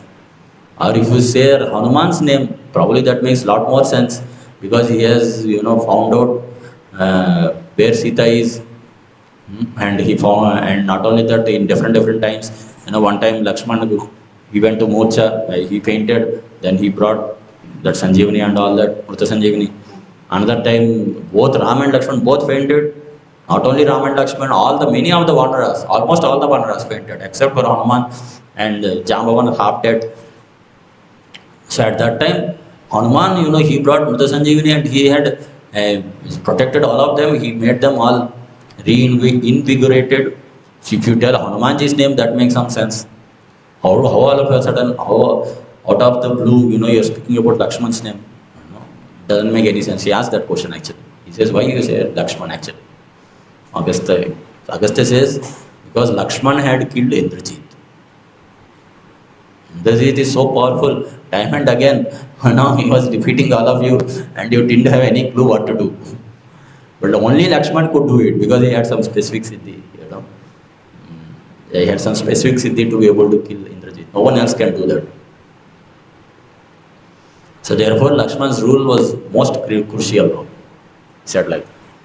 So anyway, point which we are making is that Dvivida Gorilla, so he had offered sufficient respect to Lord Ram, but he had failed to offer any respect to Lakshman. Sugriva also did that mistake. But Sugriva was chastised, you know. Sugriva, you know, he was immediately chastised, you know, and he had to, and he came to his senses, and after that he was offering sufficient respect to Lakshman. But Dvivida, you know, his offensiveness had went on increasing. His offensiveness had went on increasing to the extent, and then once offensiveness starts increasing, you know, one takes devotees. They don't take devotees, or they don't give much importance to devotees. They may start giving more importance to non-devotees. And this happened with Dvivida. He started giving more importance to non-devotees. So, and then he became very disturbed. He made friends with Bhaumasur. Narkasur made friends with Bhaumasur. He became a very good friend with Bhaumasur. And he became very disturbed when Bhaumasur was killed. So he thought that I have to kill Lord Krishna, you know, because he has killed. So the same Lord Ramchandra came as Lord Krishna. The offensive mentality has so much increased he could not identify him. Rather he was thinking I'll kill him. So Dvivida Gorilla wanted to kill Krishna in this way. And then because Krishna was staying in Dwarka, so he was going around the provinces around Dwarka, and you know, he would pick up big boulders and he would destroy the provinces. He would pick up big boulders and destroy the Anartha province, Dwarka province, outskirts. And he would eat all the sages live around the provinces around Dwarka. He would go to the different provinces and he would eat the sages live, and he would destroy different places in this way. And in this way he was creating a lot of problems around. So one day, you know, Balaramji, he goes to Raivata Parvat along with all the young girls, and he was, you know, giving pleasure to all, you know, devotees in Raivata Parvat. So at that time, this Dvivida Gorilla happens to be there. Dvivida happens to be there. And he sees all the young girls, he becomes very excited. And he, you know, starts making different postures and making initially makes different sounds. Killa, killa, killa, killa, killa. Like that, you know, he starts making different sounds. So then, the young girls, you know, they're very innocent, you know, they start laughing. Then he becomes more excited. Then he starts making different postures, and disgusting postures, you know, obscene, you know, vulgar postures. And not as if this is not sufficient, he starts pulling the saris of the young girls. That was too much for Balaram. You know? That was too much for Balaram. So Balaramji immediately remembers all the atrocious nonsense activities Dvivida is doing around Dwarka. So he goes and challenges Dvivida. So Dvivida, he starts picking up all the different trees around. One after another, he picks up the trees, pulls out the branches and twigs and all that on the tree, and then he starts beating Balaram. Balaramji has plow and club. So when he beats, he defends himself. And all in this way, one after another, big trees he was picking up and he was beating Balaram. And Balaramji was, he was using his plow and he was destroying the tree. The tree would break into pieces. All the whole jungle, so yeah, big trees, all the, Dvivida had exhausted all the big trees. Then he starts picking up rocks. He starts picking up rocks, one after another, he picks up rocks and he was throwing it on Balaram. And Balaramji was using his plow, this club, Prabhupada writes in purport, Balaramji has a nice time, he was playing cricket. Dvivida, he was picking up a rock and he was throwing, Balaramji was tuck, was playing. That's what Prabhupada read. Prabhupada disciple, they write, they write in the purport. But Balaramji was having a nice time, he was playing cricket. So and then the rock would get broken into pieces, and then he would pick up another rock, would throw. Balaramji would play cricket again. That would also break into pieces. So like that, the whole region was devoid of initially trees, now rocks also. So Gorilla didn't understand what to do, Dvivida. So he comes with bare hands and he starts punching Balaram. And Balaramji, he's undisturbed. And now this Dvivida, he's punching with bare hands. So that then Balaramji also, as it's a etiquette of fight, that one other person is fighting with bare hands, then the fighter also does not, he also fights with bare hands. So Balaramji kept his club and plow aside. He also starts fighting with bare hands. So they were fighting, and all of a sudden Balaramji, with great strength, he punches on the collarbone of Dvivida. See, as and when he punches the collarbone of Dvivida, the collarbone breaks. And Dvivida starts vomiting blood. And he dies on the spot. So in this way, Balaramji, he kills Dvivida gorilla. So this pastime we are elaborating in order to explain that how Balaramji, he identifies the offensive behavior of Dvivida here. Dvivida, he was offensive to Lakshman and he could not identify the supremacy of Lakshman and the devotion of Lakshman, and goes on becoming offensive towards Balaram.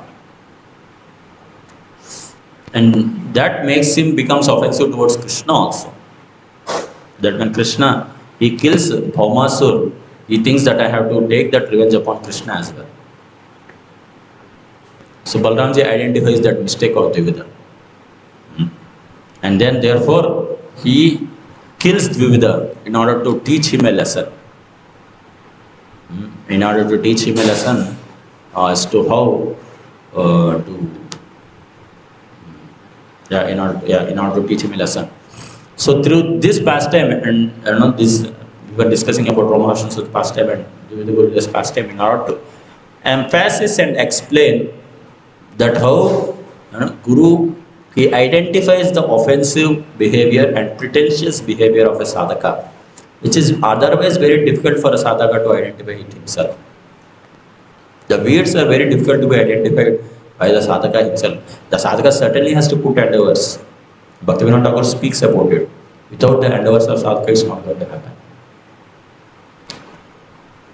Rather, the emphasis is on the endeavors of sadhaka.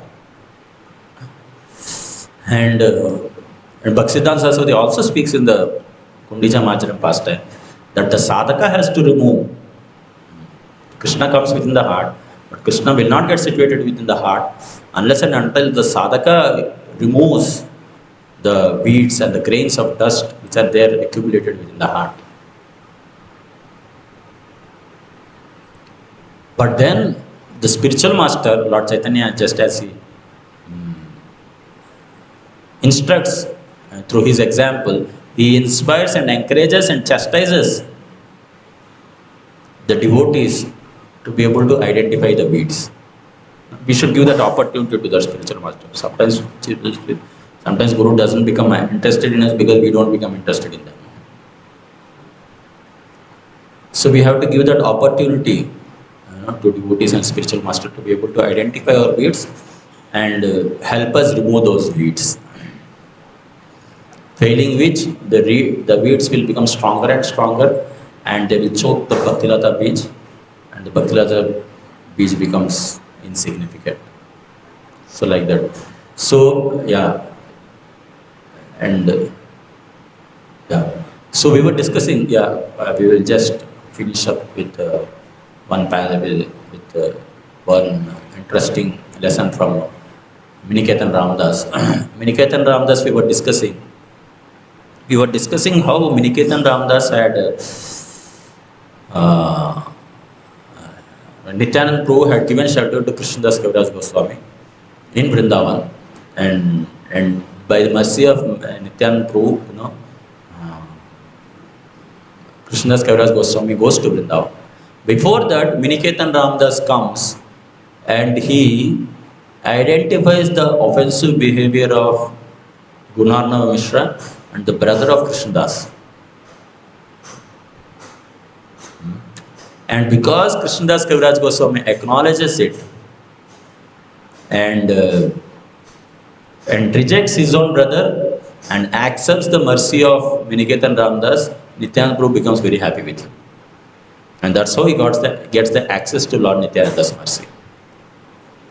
Not otherwise. So it's a sacrifice, surely, in the sense that it's an opportunity. Miniketan Ramdas had come to his own home, and it's an opportunity, but it's a difficult opportunity. Why? Because there is a sacrifice of his own brother, condemning his own brother and accepting the activities of Miniketan Ramdas. The opportunity was given by Miniketan Ramdas, but it's a great sacrifice on the part of Krishnadas Kaviraj Goswami to accept the chastisement of Miniketan Ramdas and sacrifice his own brother, which Krishnadas Kaviraj Goswami had accepted and became eligible for the mercy of Lord Nityananda to be able to go to and take shelter of Sri Vrindavan. So we were explaining through different philosophical points that how, I'll just speak in brief what we have explained. We were explaining Lord Chaitanya in 5 features, the Panchatattva. Actually, Lord Chaitanya comes in 6 features. The very first sloka of Sri Chaitanya Charitamrita speaks about it. The 6th feature being the Guru Tattva, and then the other 5 features are the Panchatattva. So, the Guru Tattva progressively helps a sadhaka to realize Krishna at different phases of sadhaka's devotional life. Initially being sheltered under Srivas, later on Srivas representing the holy name, Advaita representing the process of devotional service because he is Acharya, Nityananda representing Shuddha Sattva, Gaur Gadadhar representing the intimate pastimes of Radha and Krishna. So Guru Tattva helps a sadhaka progress through these different stages of devotional service to ultimately get shelter of Radha and Krishna. And later on we were discussing how in detail as to how Anadhanivritti happens. Bhaktivinoda Thakur, he speaks about Dhenukasur and Pralambasur representing the subtle anarthas, profit, adoration and distinction, and consciousness of eye and mind, and material intelligence and ignorance of spiritual intelligence. Bhaktivinoda Thakur says that these anarthas can be removed by a sadhaka's endeavor.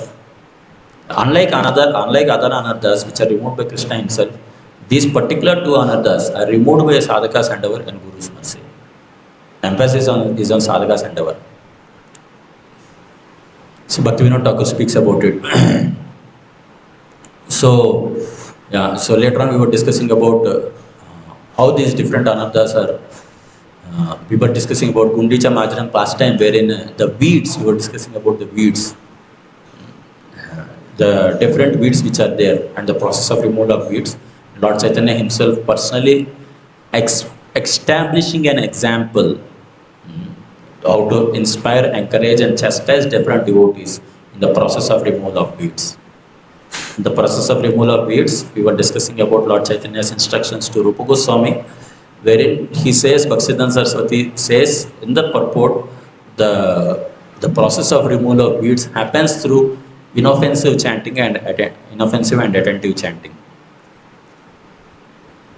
And we were discussing how this removal of offense, we were discussing through the pastime of Romaharshan Sutta, wherein Balaramji, he destroys, he kills Romaharshan Sutta, who is pretending to be a great devotee, but whose heart is not completely purified. And also we were discussing about Devadapuran. Hare Krishna. Thank you very much. Shri Balaram ji ki, Shri Nityananda Prabhu ki, Srila Prabhupada ki.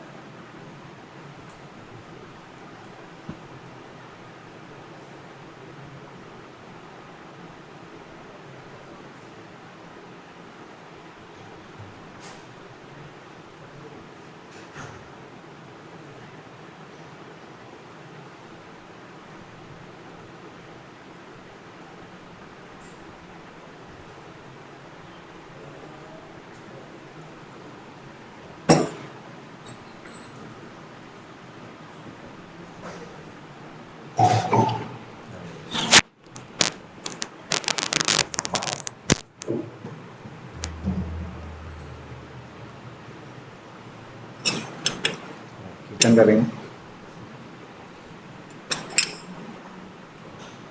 Namo Vishnupadaya Krishna Prabhupada Shrimate Bhaktivedanta Swami Namne. Namaste Saraswati Devi Gaurvani Kshani Vishnu Krishna Nadi Pasarasthani. Jai Shri Krishna Chaitanya Prabhu Nityananda Shri Advaita Shri Vasadi Gaur Bhaktivedanta. Hare Krishna Krishna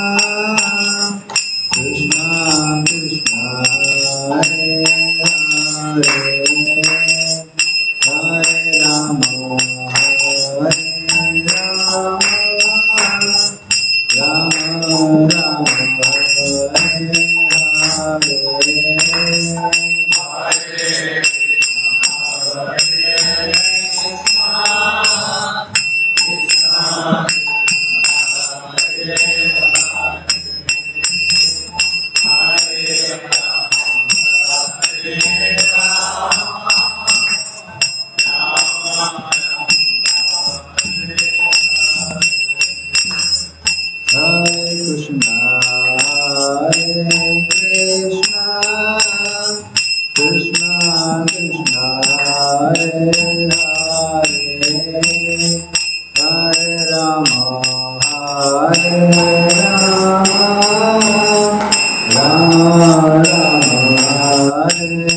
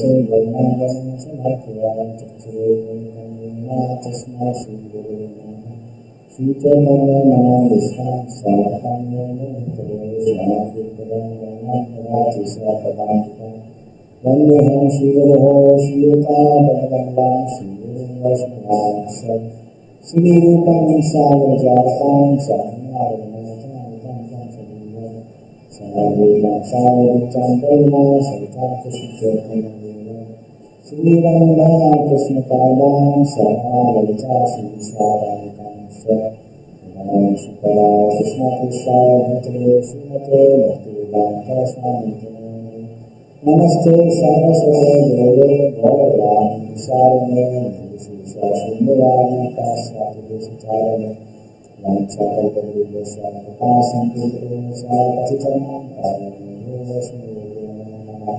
नमो महाविद्याय कृष्णदेवताय कृष्णाय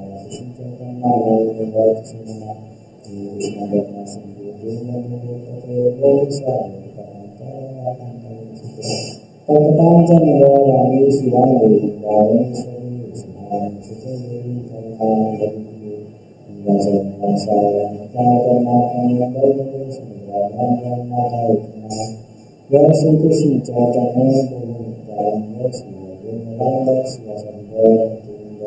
हरे कृष्ण कृष्ण कृष्ण हरे हरे राम राम राम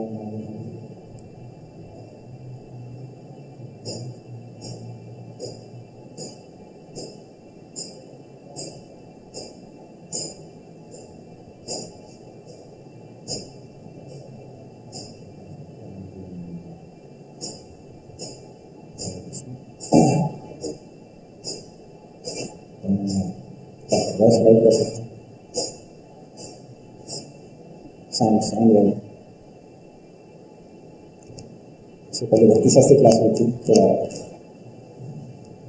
सब किसी बोलना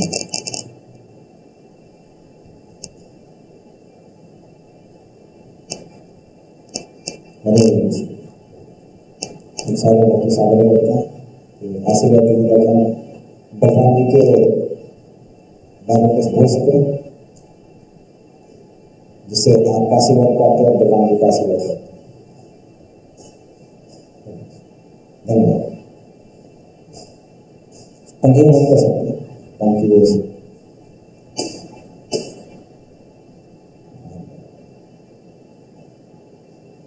तो बलराम जी का जो विषय है काफी गूढ़ विषय है बलराम जी के बारे में हर चीज बहुत गूढ़ है इतना आसान नहीं समझना बलराम जी कैसे अवतरित होते हैं वो बड़ा गूढ़ है तो हम अभी भक्ति वेदांत के पास चल रहे थे तो काफी भक्त लोग कैलकुलेट लेके बैठे हुए थे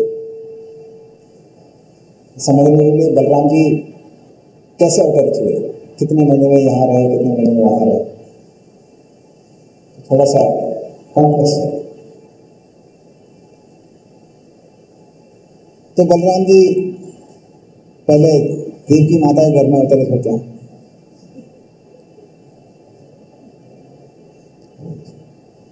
चल रहा है मोटिवेशन चल रहा है ये भी कॉम्प्लेक्स है बलराम जी कथा चल रही है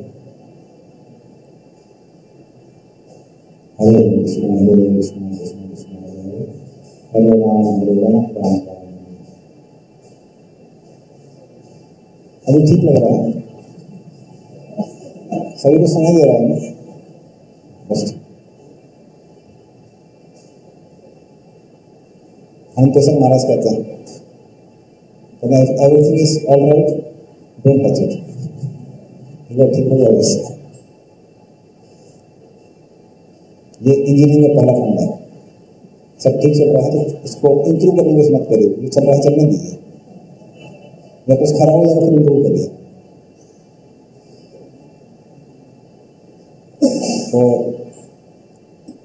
तो बलराम जी जो अवतार है वो भी काफी गूढ़ है तो इससे पहले कृष्ण देवी माता घर में बलराम जी आते हैं और फिर उसके बाद में वो योग माया क्या करती है, उनको स्थानांतरित करती है दिव्य माता के गर्भ से रोहिणी माता के गर्भ में। लेकिन हमारे आचार्य के अनुसार उसके पहले भी ये तो थोड़ा गड़बड़ हो जाएगा ना, मतलब कितने महीने तक रोहिणी माता प्रेग्नेंट थी, प्रश्न आ जाता है। और फिर कृष्ण और बलराम में मात्र 1 हफ्ते का ही अंतर है, तो कितने समय तक वो देवी माता के गर्भ में थे, ये प्रश्न आ जाता है। ये मात्र 1 हफ्ते तक थे, तो सारे दरबारी को पता कैसे चला वो प्रेग्नेंट है? ब्रह्मचर्य को नहीं समझ में आता, 10 लोगों को ज़्यादा समझ आता है। ये 1 हफ्ते में समझ में नहीं आता, बल्कि 3 महीने तक समझ में नहीं आता। तो ये सारे के सारे प्रश्न मन में आने लगते हैं, खासकर जो ग्रस्त भक्त बैठे हुए थे, माता लोग बैठे हुए थे, तो प्रश्न पूछ रहे थे ऐसा कैसे होगा, वैसे कैसे होगा। पर आचार्य लोग भी उसी गणना करते हैं, काफ़ी इंटरेस्टिंग बात है। विश्वनाथ चौधरी ठाकुर, उनका भी नाम का विवाह हुआ, कभी पत्नी के साथ रहे नहीं, तो वो भी काफ़ी गणना करते हैं। तो बताते हैं कैसे बलराम जी रोहिणी माता के गर्भ में थे, देवी माता के गर्भ में थे, और उनके ही एक विस्तार है, अंश, उनके जो अंश है, अनंत शेष, वो रोहिणी माता के गर्भ में गए। तो लगभग एक ही समय था, जो 1 हफ्ते का फर्क है वो ऐसे ही आता है। जैसा भक्ति शास्त्री क्लास चल रही थी, तो हमने सोचा कि पोस्टपोन कर देंगे, बलराम जयंती है, तो भक्त कहने लगे नेक्स्ट वीक जन्माष्टमी है, तो दूसरे क्लास में सो जाएंगे। 1 हफ्ते का अंतर है। और जब लगभग 3 महीने हो जाते हैं, 3 महीने ऐसे कुछ हो जाते हैं, तो उसके बाद में रोहिणी देवी वसुदेव के पास आती है, कि वो भी वहीं पर नजरबंदी थी जहाँ पर देवकी जी थी। तो वो जेल में नहीं थे, वो नजरबंदी थे। तो जेल भरी दिख रहा है वो, तो वो काफ़ी बड़ी जगह थी, छोटी जगह नहीं थी। तो जब साधारण लोग कोई भी पकड़े जाते हैं तो वो जेल में बंद किया जाता है, लेकिन बड़े बड़े नेता इत्यादि उनको नजरबंद किया जाता है। तब तो वहाँ पर नजरबंद किया गया था वसुदेव देव इत्यादि को। और रोहिणी जी भी थी, वो आ रही थी, जा रही थी। उस समय एक समय ऐसा होता है जब रोहिणी माता रोते हुए वसुदेव के पास आती है और उनसे कहती है कि कंस बड़े कठोर शब्दों का प्रयोग कर रहा है, तो रोती हुई आती है। तो किसी कारणवश कंस बहुत बुरी तरह उनको डांटता है बिना बात में। असुरों का ऐसा स्वभाव होता है, हमको पता नहीं है कि स्त्रियों का स्वभाव और पुरुषों का स्वभाव अलग होता है। तो रोती रोती वसुदेव के पास आती है, कहते हैं कंस ने इस तरह से दुर्व्यवहार किया हमारे साथ, क्या करना चाहिए? तो फिर वसुदेव जी कहते हैं कि ये तो कुछ नहीं था, कंस कुछ भी कर सकता है। तुम्हारे गर्भ में जो पुत्र है उसको भी हानि पहुंचा सकता है। इसलिए आप क्या करिए, आप वृंदावन में जाके जो हमारे भाई हैं और मित्र हैं नंद महाराज, उनके घर में चले जाइए। तो वहां से वृंदावन आती है, और वृंदावन में ये प्रसंग आता है शास्त्रों में कि यशोदा जब उनका हाथ धुलवा रही थी, ऐसे कुछ काम कर रही थी रोहिणी जी का, तब यशोदा को समझ आता है कि रोहिणी जी गर्भस्थ प्रेग्नेंट। तो वो कहते हैं बड़े सौभाग्य की बात है कि वसुदेव जी पिता बनने वाले। तो इस तरह से उनका जो, और उस समय क्या होता है, उस समय बलराम जी देवी के गर्भ से रोहिणी गर्भ में स्थानांतरित होते हैं, और ये जो अंश अवतार हैं ये बलराम जी में प्रवेश कर जाते हैं। जैसे 2 बालक नहीं आते हैं, एक ही बालक बाहर आता है।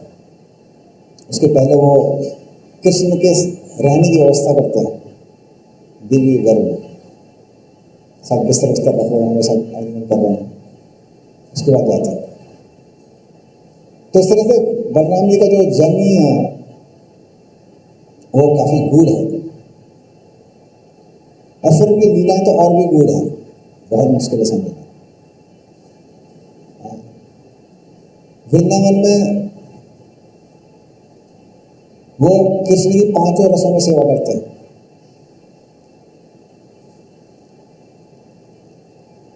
तो वृंदावन में हम देखते हैं कभी कभी वात्सल्य भाव दिखाते हैं, और वात्सल्य भाव दिखाते हुए कृष्ण की सुरक्षा करने का प्रयास करते हैं, कृष्ण को सुरक्षित करने का प्रयास करते हैं, कृष्ण को हानि ना हो। इसलिए जब जब बलराम जी नहीं जाते हैं कृष्ण के साथ, तब तब यशोदा मैया बड़ी चिंतित हो जाती है, उनको चिंता बढ़ जाती है। तो काले दमन की लीला के दिन उसका नाशा हो जाता है, ब्रह्म लीला के समय भी ऐसे ही हुआ था।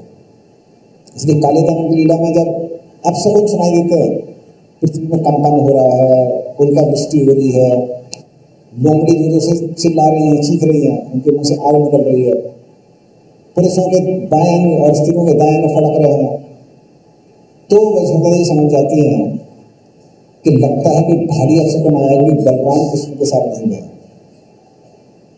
इस तरह से बलराम जी की सुरक्षा करते हैं। लेकिन वही बलराम जी साखर रस में आकर कृष्ण के साथ खेलते भी है। सदानंद भगवान को पलंबर स्वर की लीला सुनाई थी, रसा कसी को खेल खेल रहा, तो खेलते भी हैं। फिर दास भाव में आ जाते हैं, और दास भाव में उनके पैर भी लगाते हैं, ये आपने देखा होगा। वात्सल्य भाव का दबाते भी हैं, दोनों काम करते हैं। वात्सल्य भाव में आते तो पैर दबाते हैं, और जब दास भाव में आते तो पैर दबाते हैं। फिर कृष्ण के जो अलग अलग तदीय है उसके रूप में विस्तार करते हैं, पूरे वृंदावन धाम के रूप में विस्तार करते हैं शांत रस में। और जब कृष्ण की ऐसी लीलाएं होती हैं जहाँ पर गोप कुमार नहीं जा सकते हैं, तो जब साके भाव में होते हैं तो उन लीलाओं में नहीं जाते, बल्कि जब कृष्ण बलराम वृंदावन लौट के आते हैं, जैसे ही गोपियां कृष्ण को देखने लगती हैं, तो बलराम जी के सामने कृष्ण कुछ कर नहीं सकते, ये बड़े भाई हैं, शर्म आएंगे। तो बलराम जी जानबूझ से क्या करते हैं, भाग के आगे चले जाते हैं, और फिर कृष्ण को जिससे भी नजरें बनानी हो नजरें बना लेते हैं, आदान प्रदान करना आदान प्रदान कर लेते हैं। और वही बलराम जी जो ऐसा कर रहे हैं, जब कृष्ण की एकदम अंदर लीलाएं होती हैं, जहां पर भोग अलाउड नहीं है, कुछ और ज्यादा गुड़ होती हैं, तो वहां पर गोपियां भी नहीं आ सकती हैं, इसलिए वो अनंग मंदिर के रूप में विस्तार करते हैं, राधा रानी की छुट्टी का उसके रूप में विस्तार करते हैं, और माधुर रस में कृष्ण की सेवा करते हैं। तो इस तरह से बलराम 5 रसों में कृष्ण की सेवा करते हैं, और गूढ़ उनका स्वभाव है, इसलिए समझ में नहीं आता कब कौन सी सेवा करें, सेवा करते रहते हैं। तो पूरी सुरक्षा करते हैं, कई बार भ्रमित भी हो जाते हैं। ब्रह्मोहन लीला में हम देखते हैं 1 साल बाद समझ में आता है कि कृष्ण ने अलग अलग बसनों के रूप में, अलग अलग गोपियों के रूप में विस्तार किया। तो इस तरह से बलराम जी सारी सारी लीला करते हैं कृष्ण के साथ, हमेशा कृष्ण के साथ रहते हैं, और यही स्वभाव वो रखते हैं जब वो मथुरा में जाते हैं और द्वारका में जाते हैं। मथुरा में जाते हैं, कृष्ण कंस को मारते हैं, तो बलराम जी कंस के भाइयों को मारते हैं।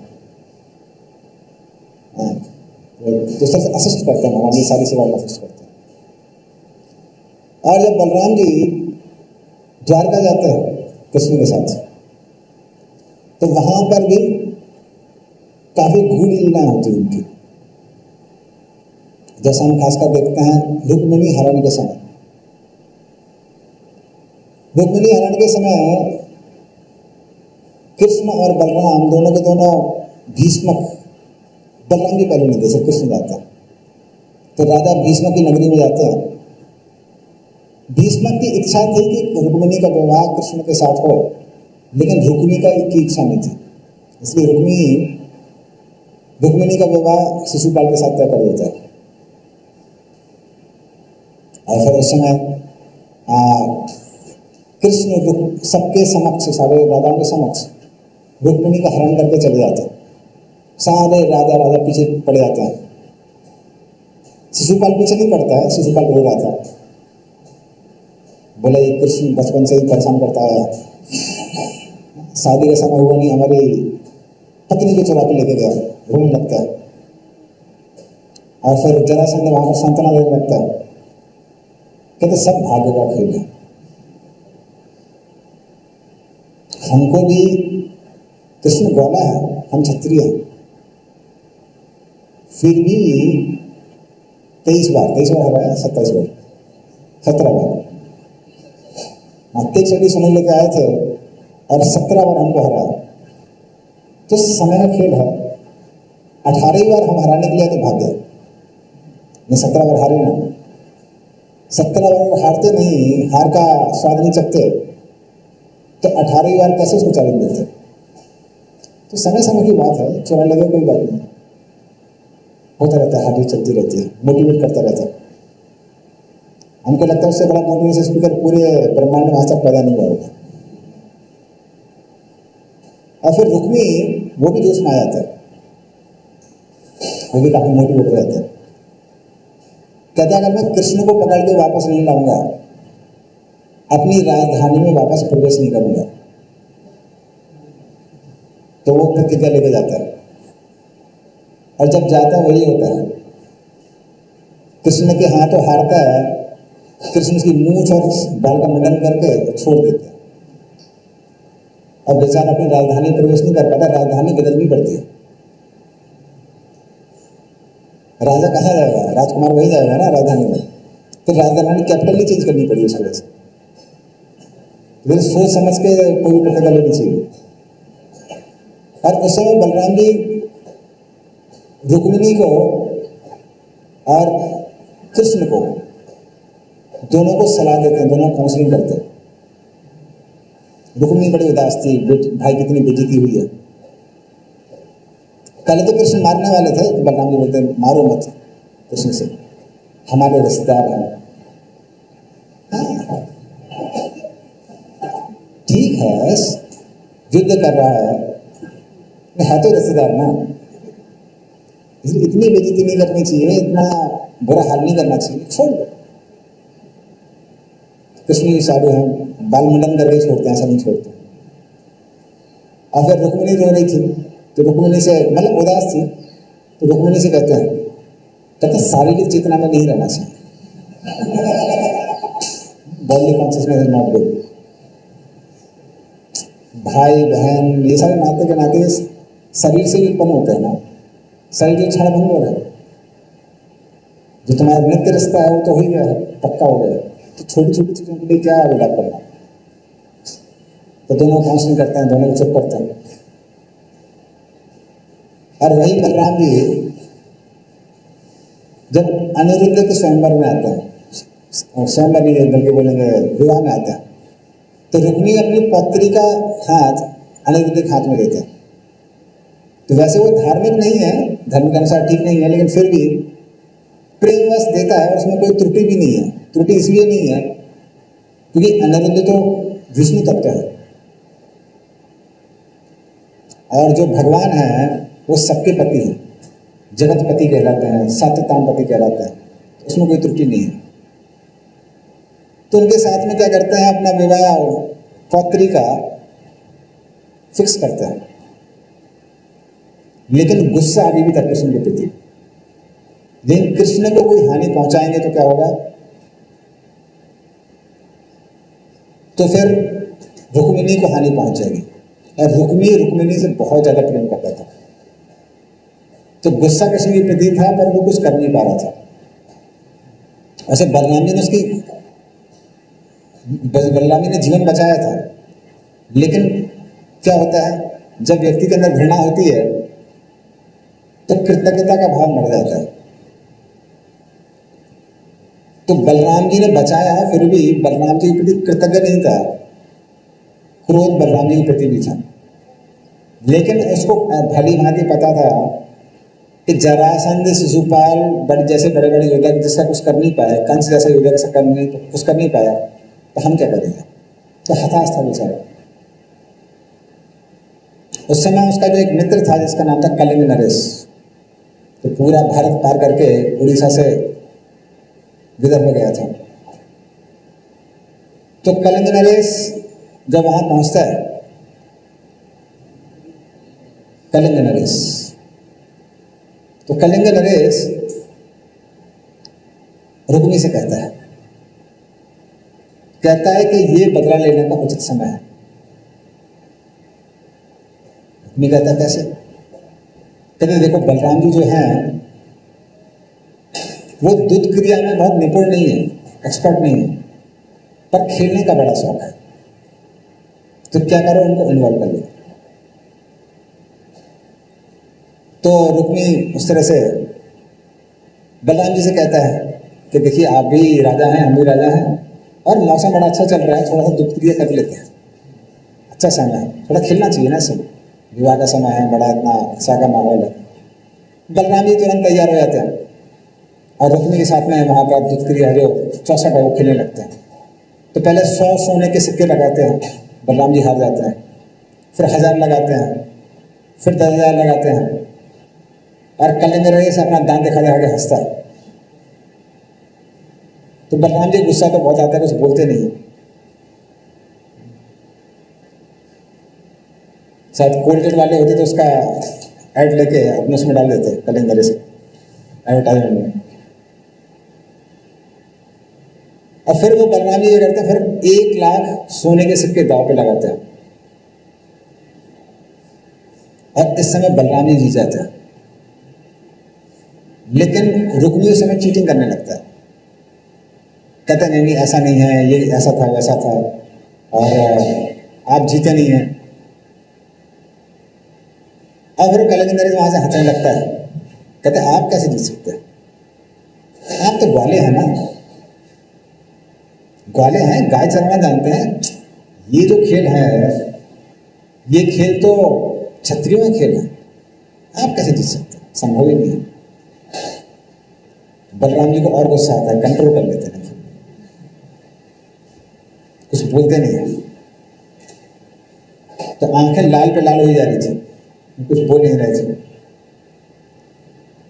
और यहाँ पर फिर से अभी 1 करोड़ सोने के सिक्के रखे जाते हैं, फिर से होता है पासा, फिर बलराम जी जीत जाते हैं, फिर रुक्मी क्या करने लगता है, फिर चीटिंग करने लगता है, कहता नहीं नहीं ऐसा नहीं, ये यहाँ पे ये जाना चाहिए, वो गोटी वहाँ जानी चाहिए।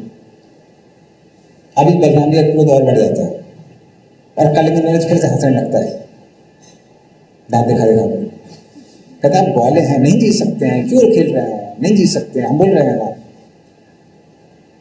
तो उस समय देवता लोग आकाशवाणी करते हैं ऊपर से कि रुक्मी चीटिंग कर रहा है, बलराम जी जीत गए। फिर भी जो रुक्मी है और कलिंग नरेश दोनों मिलके फिर वो क्या करने लगता है, उसको देववाणी को भी नहीं सुनते हैं।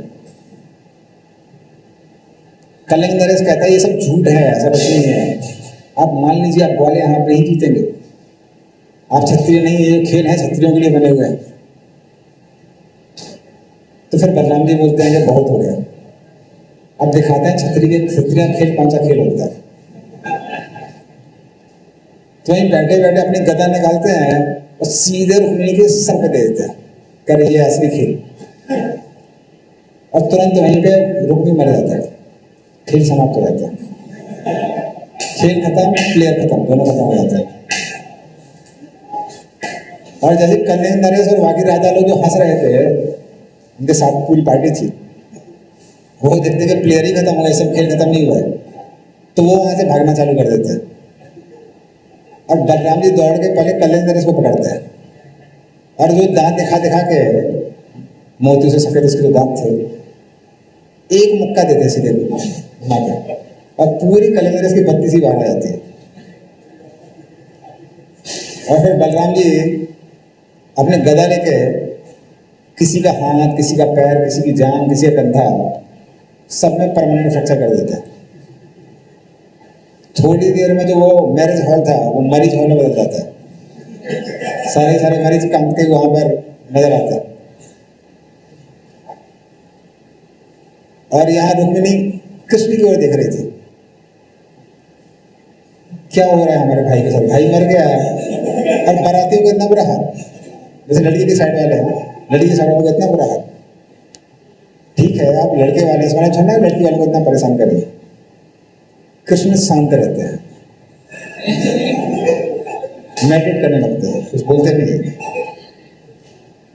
क्योंकि वो सोचते हैं अगर बलराम जी से बोलेंगे कि ये उचित नहीं किया तो बलराम जी गुस्सा हो जाएंगे। और अगर मान लीजिए बोलते हैं नहीं नहीं ठीक किया, रुक्मिणी चीटिंग कर रहा था, तो रुक्मिणी गुस्सा हो जाएगी, उसको अच्छा नहीं लगेगा, तो इसलिए कृष्ण शांत हो जाता है। इसलिए गृहस्थ जीवन में खासकर जो मैच्योर्ड गृहस्थ होते हैं वो मौन धरने में बहुत एक्सपर्ट हो जाते हैं। क्योंकि एक साइड से सास कुछ डायलॉग मारती है तो जो वाइफ है, मतलब माँ अगर कुछ बोलेगी और वाइफ का साइड ले लिया तो माँ गुस्सा हो जाएगी, बोले जिंदगी भर पाल पोस के बड़ा किया, आज ये देखना पड़ रहा है। पत्नी के साइड से बोल रहे, और माँ के साइड से बोलेंगे तो पत्नी गुस्सा हो जाएगी, तुम्हारे भरोसे तो इस घर में आई, कौन होना चाहते थे इस घर में। हाँ, माँ के साइड से बोल रहा है, माँ का चमचा। तो इसलिए क्या कहते हैं, पति मृदंग बन जाता है दोनों साइड से, एक साइड से पत्नी एक तरफ से माँ। लेकिन जो मैच्योर्ड गृहस्थ होते हैं वो शांत हो जाता है। इसी घरों में हमने कई बार देखा हुआ है, क्या होता है, नया नया लड़का होता है, वो झगड़ा सुलझाने की कोशिश करता है, ये ऐसा हो गया वैसा हो गया, ऐसा करो वैसा करो, नेगोशिएट करता है। और जो लड़के के पिता होते हैं वो चुपचाप बैठे बैठे वहां न्यूज़पेपर पढ़ते रहते हैं। कहते हैं ये एक्सपीरियंस के साथ में आता है, कुछ काम नहीं करने वाला है, मौन रहिए। वो हाँ हाँ करते रहते हैं, ऐसा हुआ ठीक है, कुछ रेस्पॉन्ड नहीं करते। तो कृष्ण तो सुपर मैच्योर्ड है, आदि पुरुष है, तो कृष्ण वहां कुछ बोलते नहीं। तो इसलिए बलराम जी काफी कॉम्प्लेक्स है। वही बलराम जी जो पहले रुक्मिणी को काउंसलिंग कर रहे थे और रुक्मिणी को भी काउंसलिंग कर रहे थे, सॉरी कृष्ण को काउंसलिंग कर रहे थे, वो यहाँ पे कुछ बोलते नहीं है, यहाँ पे सीधे रुक्मिणी को मार देते हैं। तो सहन करते रहते हैं, सहन करते रहते हैं। जी बलराम जी क्या कर रहे हैं क्या नहीं कर रहे हैं उसको समझना बड़ा मुश्किल है, लेकिन इतना ही हम समझ सकते हैं कि भगवान है, भगवान जो करते हैं वो हर किसी के भले के लिए। वही चीज हम देखते हैं बलराम जी जब कृष्ण अर्जुन के साथ में थे, पांडवों की रक्षा कर रहे थे, और वही बलराम जी क्या करते हैं, वो दुर्योधन को ट्रेन करते हैं, इसलिए उनको दुर्योधन गुरु कहा जाता है। तो दुर्योधन जो कली का अंश अवतार है, वो भी अवतार है लेकिन कली का है, उसको बलराम जी ट्रेन करते हैं गदा की विद्या में। तो कई बार समझ में नहीं आता कि बलराम जी ऐसा कैसे कर सकते हैं। तो वैसे जो कली भी है, कली पुरुष,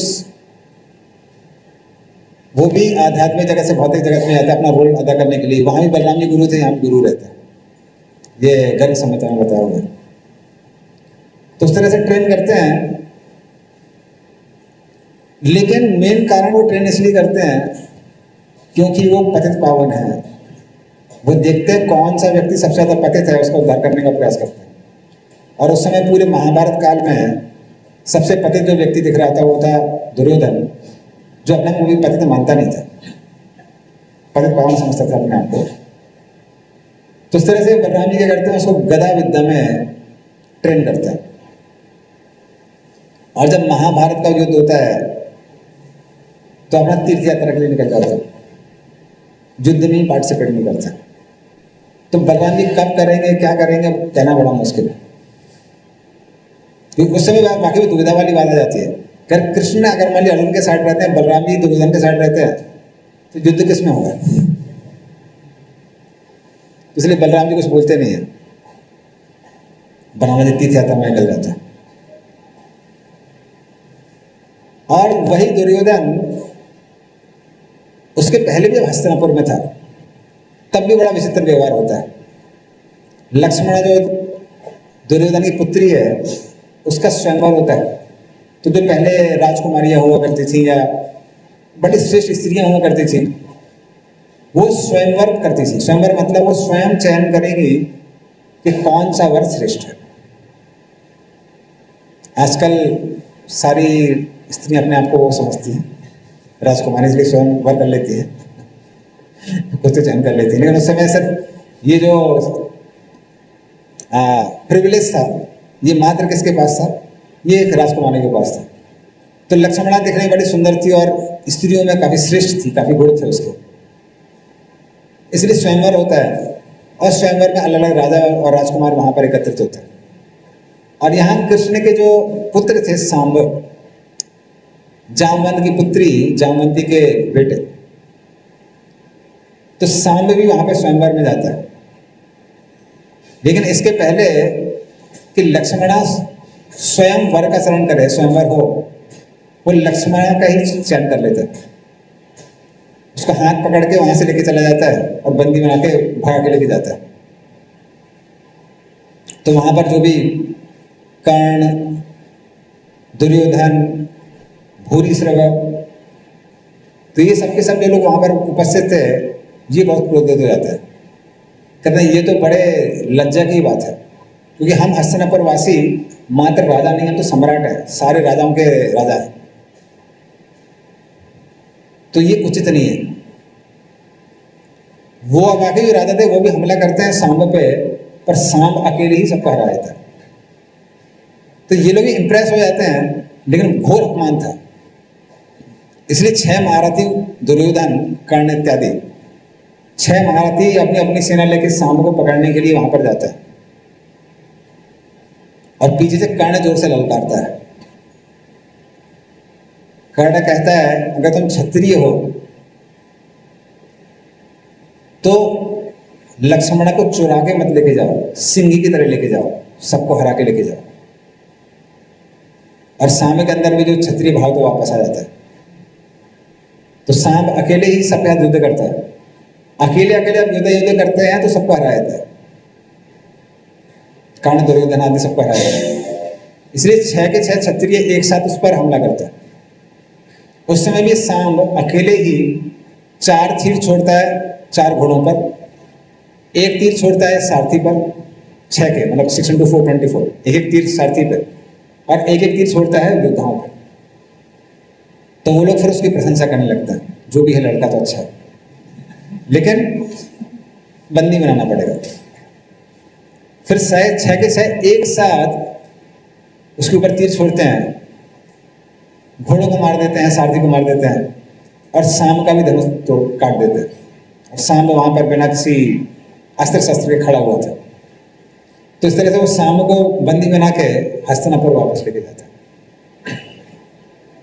तो जैसे ही ये जो खबर थी वो द्वारका पहुंचती है, तो सारे के सारे यदुवंशी बड़े क्रोधित हो जाते हैं। सबके सब अपने कवच पहनने लगते हैं, धनुष उठाने लगते हैं, अलग अलग अस्त्र शस्त्र उठाने लगते हैं। कहते हैं आज हस्तिनापुर को हम पृथ्वी से खत्म कर देंगे। लेकिन जो बलराम जी हैं, बलराम जी को मालूम था कि अगर हमला हो रहा है तो मेन जो हमला हो रहा है वो दुर्योधन पे हो रहा है, और दुर्योधन उनका शिष्य है। तो दुर्योधन बचाने के लिए बलराम जी कहते हैं गुस्सा शांत कर लीजिए,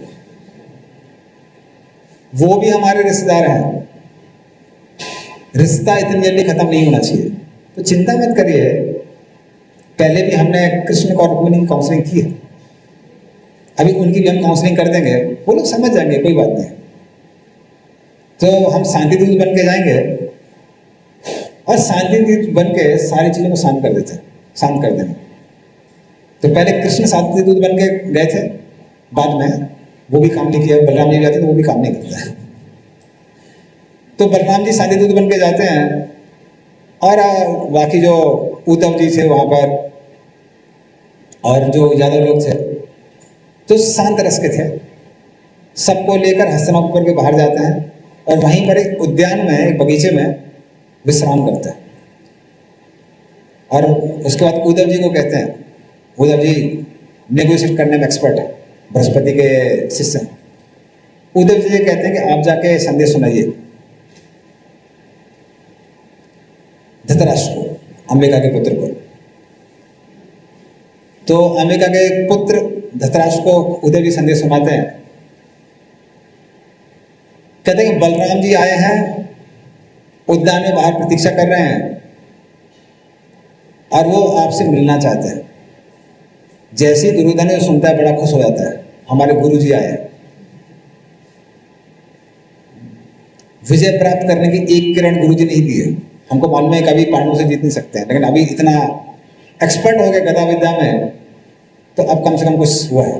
तो तुरंत वहां पे दौड़ते हुए जाता है और बाकी जो कुरुवंशी से वो भी दौड़ते हुए वहां पर बलराम जी के पास जाते हैं और बलराम जी से पूछते हैं सब कुशल मंगल है द्वारका में। बलराम जी कहते हैं हाँ सब कुशल मंगल है। बलराम जी भी पूछते हैं यहाँ पर धृतराष्ट्र इत्यादि से कि सब कुशल मंगल है ना, वो भी कहते हैं हाँ सब कुशल मंगल है। तो जब बलराम जी बोलते जब सब कुशल मंगल है तो सामू को बंदी क्यों बना के रखा हुआ है? आप चाहते हैं कुशल मंगल बना रहे तो सामू को वापस कर दीजिए। तो मैं हमारे जो राजा हैं उनकी तरफ से संदेश लेके आया हूं। तो हमारे राजा की जो आज्ञा है वो देवता लोग भी नकारते नहीं है, नकारेंगे तो गड़बड़ हो जाएगा। इसलिए आप ध्यान से सुन लीजिए, हमारे राजा ने कहा है कि सम्मान पूर्वक लक्ष्मणा और सांब को वापस दे दीजिए। तो जब ऐसा कुरुवंशी सुनते हैं, खासकर दुर्योधन इत्यादि, तो सारी की सारी जो कृतज्ञता भी खत्म हो जाती है। वो कहते हैं कि हमारे लिए आदेश, अरे आप लोग भूल गए हैं कि हम सम्राट हैं और आप राजा हैं, तो हमको आदेश सुना रहे हैं। अरे ये तो उस तरह से है जैसे पैरों की जूती सर पर सवार होने की कोशिश करती है। सर पे मुकुट आना चाहिए, पैरों का जूता नहीं आना चाहिए। बलराम जी वहां सुन रहे थे, कुछ बोल नहीं रहे थे, वो नॉर्मल है उनका। गुस्सा आता है तो कुछ बोलते नहीं, मौन हो जाते हैं। जब गुस्सा आता है लोग अलग प्रतिक्रिया देते हैं, बलराम जी प्रतिक्रिया मौन रहते हैं, कुछ बोलते नहीं।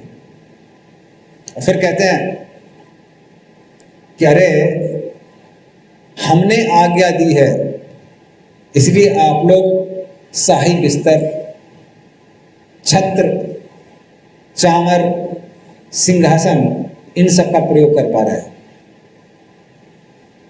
अगर हम लोग आज्ञा नहीं देंगे तो आप कैसे इसका प्रयोग कर पाएंगे?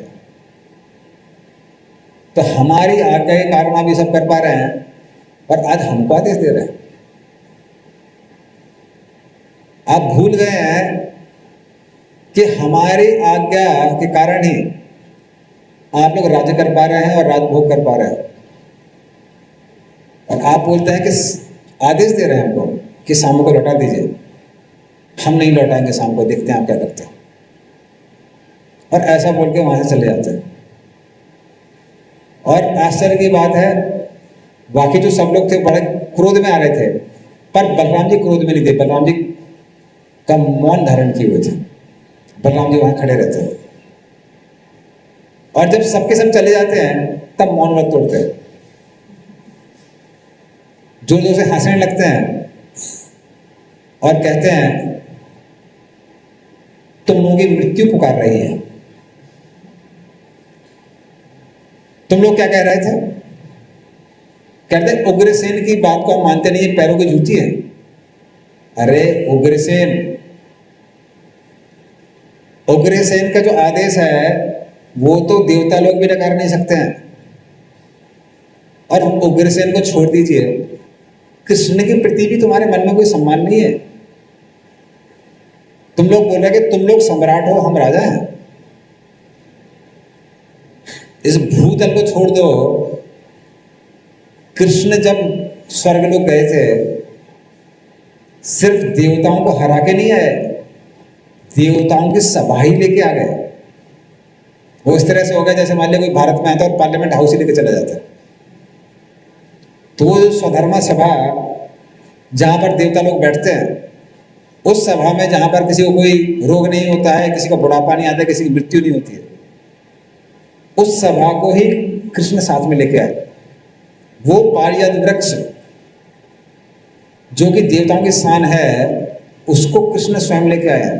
और आप कहते हैं कि कृष्ण छत्र इस्तेमाल नहीं कर सकते हैं, कृष्ण सिंहासन इस्तेमाल नहीं कर सकते हैं, कृष्ण शाही बिस्तर नहीं इस्तेमाल कर सकते हैं। जो स्वधर्मा सभा लेके इस्तेमाल कर सकते हैं, उनके लिए छोटी सी चीज क्या है? जो पारिजात वृक्ष का इस्तेमाल कर सकते हैं, उनके लिए छोटी सी चीज क्या है? तो इस तरह से क्रोध करने लगते हैं। और फिर वो कहते हैं कि वो छोड़ दीजिए, ये सबका सब तो लक्ष्मी जी का विस्तार है।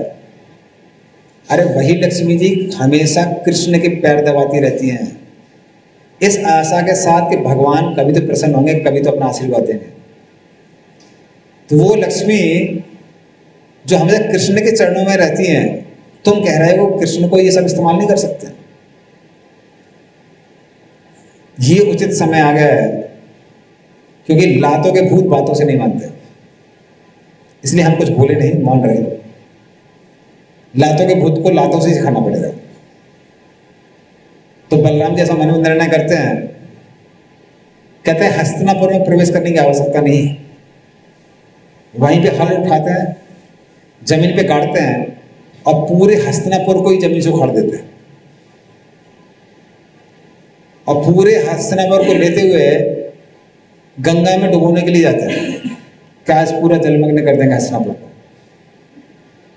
और जब इस तरह से बलराम जी खींच के लेके जाते हैं, तो सारे के सारे जो हस्तिनापुर वासी हैं, उनको समझ में आता भूकंप आ रहा है। जब बाहर आते हैं तो भूकंप नहीं आ रहा है, हम भूमि से अलग हो गए। हाँ, पूरा पूरा शहर चल रहा है यहाँ पे। तो सबके सब जब देखते हैं कि इतना भयंकर हो रहा है, सिर्फ भूकंप नहीं आ रहा है, पूरा पूरा भूमि चल रही है, हम लोग कहीं जा रहे हैं, तो समझ गए ये काम तो बलराम जी कर सकते हैं। तो तुरंत के तुरंत वो क्या करते हैं, लक्ष्मणा और श्याम को वहां बुलाते हैं और उनको सामने रख के बलराम जी के सामने आते हैं और बलराम जी कहते हैं हम तो मजाक कर रहे थे। बलराम जी मजाक बड़ा महंगा पड़ा और वे कहते हैं एक्चुअली हम भूल गए थे, सही बात तो है, भूल गए थे, आपकी इतनी शक्ति है, इसलिए ऐसा बोल दिया, जो भी बोलते क्षमा कर दीजिए। और बलराम जी भी बलराम जी हैं, तुरंत क्षमा कर देते हैं।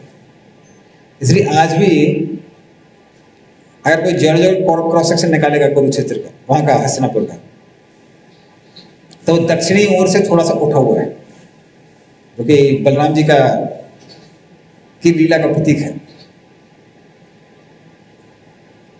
और फिर वो सबके सब वहां पे रखते हैं और दुर्योधन यहाँ पे सिर्फ लक्ष्मणा और श्याम को नहीं देता है, लगभग 1200 घोड़े, 1000 दासियां, पूरे आभूषण से अलंकृत, बहुत सारा दहेज देता है उनको, और लक्ष्मणा और वहां पर श्याम को छोड़ देता है, वापस उनको दे देता है।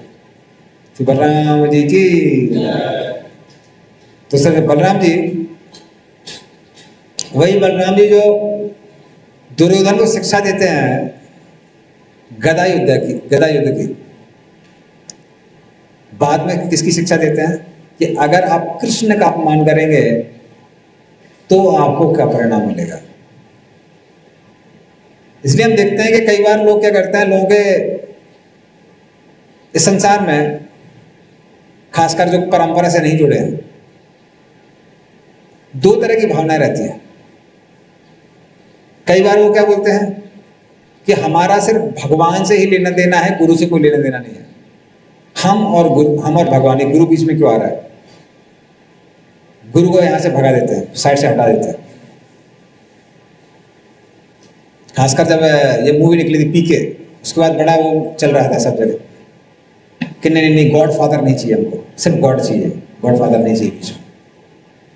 पूरी मूवी उसी लिए बनाई गई थी ताकि सनातन धर्म जो लोग हैं उनकी आस्था धार्मिक गुरुओं से चली जाए। तो पूरा मूवी का मकसद ही वही था। तो उस तरह से वो लोग ऐसा बोलते हैं, कहते हैं कि सिर्फ भगवान से कनेक्शन है, गुरु से नहीं चाहिए। तो उनका हाल किसके जैसा होता है? द्वैत और अनंत जैसा होता है। आनंद भगवान ने कथा सुनाई द्वैत की। तो द्वैत भी वही कर रहा था, वो भगवान राम के खास पार्षदों में से था, लेकिन लक्ष्मण की का सम्मान नहीं कर रहा था। तो अंगद, सुग्रीव, द्विवेद, मेनक, ये सबके सब जामवंत, ये सबके सब खास योद्धा थे रामायण के युद्ध में। और अभी वो क्या करने लगता है, क्योंकि उसने गुरु का सम्मान नहीं किया था, वो बाद में नरकासुर का संग करने लगता है। नरकासुर भी कौन था? नरकासुर भी वरादेव का पुत्र है, इसका पहले नाम था भौमासुर। वो भी क्या करता है, वो भी बाणासुर से संग करता है, अन्य राक्षसों से संग करता है। तो वो दूषित हो जाता है, वो राक्षस बन जाता है। और उसके संग से क्या होता है, उसके संग से ये जो द्विविद और मेनक थे ये भी राक्षस बन जाता है। कारण क्या है? कारण यह कि गुरु का आश्रय नहीं लिया था, बल्कि गुरु से इतनी घृणा हो जाती है कि जब कृष्ण नरकासुर को मारते हैं, उनका बदला लेने के लिए द्विविद गौरिल्ला वहां पर आता है और बलराम जी का अपमान करने लगता है। बलराम जी से युद्ध भी करता है, मारा जाता है। तो ये एक तरह की मानसिकता है। जब लोग क्या बोलते हैं, अरे मंदिर आओ ना, ये क्या है, बीच में भक्त वक्त आ जाता है। इसलिए कई बार कई लोग आते हैं, आप देखें 10-10 साल मंदिर आते रहते हैं, आएंगे, भगवान को प्रणाम करेंगे, चले जाएंगे। भक्तों से कुछ लेना देना नहीं होता। तो भक्तों से नहीं सुनते हैं, भक्त कोई बुक देते हैं तो बोलते हैं अरे बीच में कौन आ गया, ऑब्स्टिकल आ गया, इसको हटा देता है। तो ये एक तरह की मानसिकता है। दूसरे की मानसिकता जब लोग बोलते हैं हमारे गुरु ही सब कुछ है, ऐसा आपने देखा ना, बंगाल में तो बहुत लोग हैं, वो अपना गुरु को ऊपर रखते हैं, भगवान को नीचे रखते हैं, रखती नहीं है, बोले हमारा गुरु जी सब कुछ है। ऐसे बहुत लोग पड़े हुए हैं। तो उनकी मानसिकता किसकी जैसी है? दुर्योधन जैसी है, जो कि कृष्ण से घृणा करता था, पांडव जैसे वैष्णव से घृणा करता था, और गुरु के प्रति बड़ी गुरु भक्ति थी, बलराम जी की बड़ी पूजा करता था। लेकिन हुआ क्या, वही व्यक्ति जब उसकी इंद्रिय तृप्ति में बाधा आती है तो गुरु को भी साइड में करता है, गुरु को भी अपमानित कर देता है, फिर वो गुरु को भी भूल जाता है। तो वो भी ऐसे ही कर रहा था दुर्योधन, और फिर बलराम जी अपना क्रोध दिखाते हैं उसको, फिर भी सीखता नहीं है कुछ।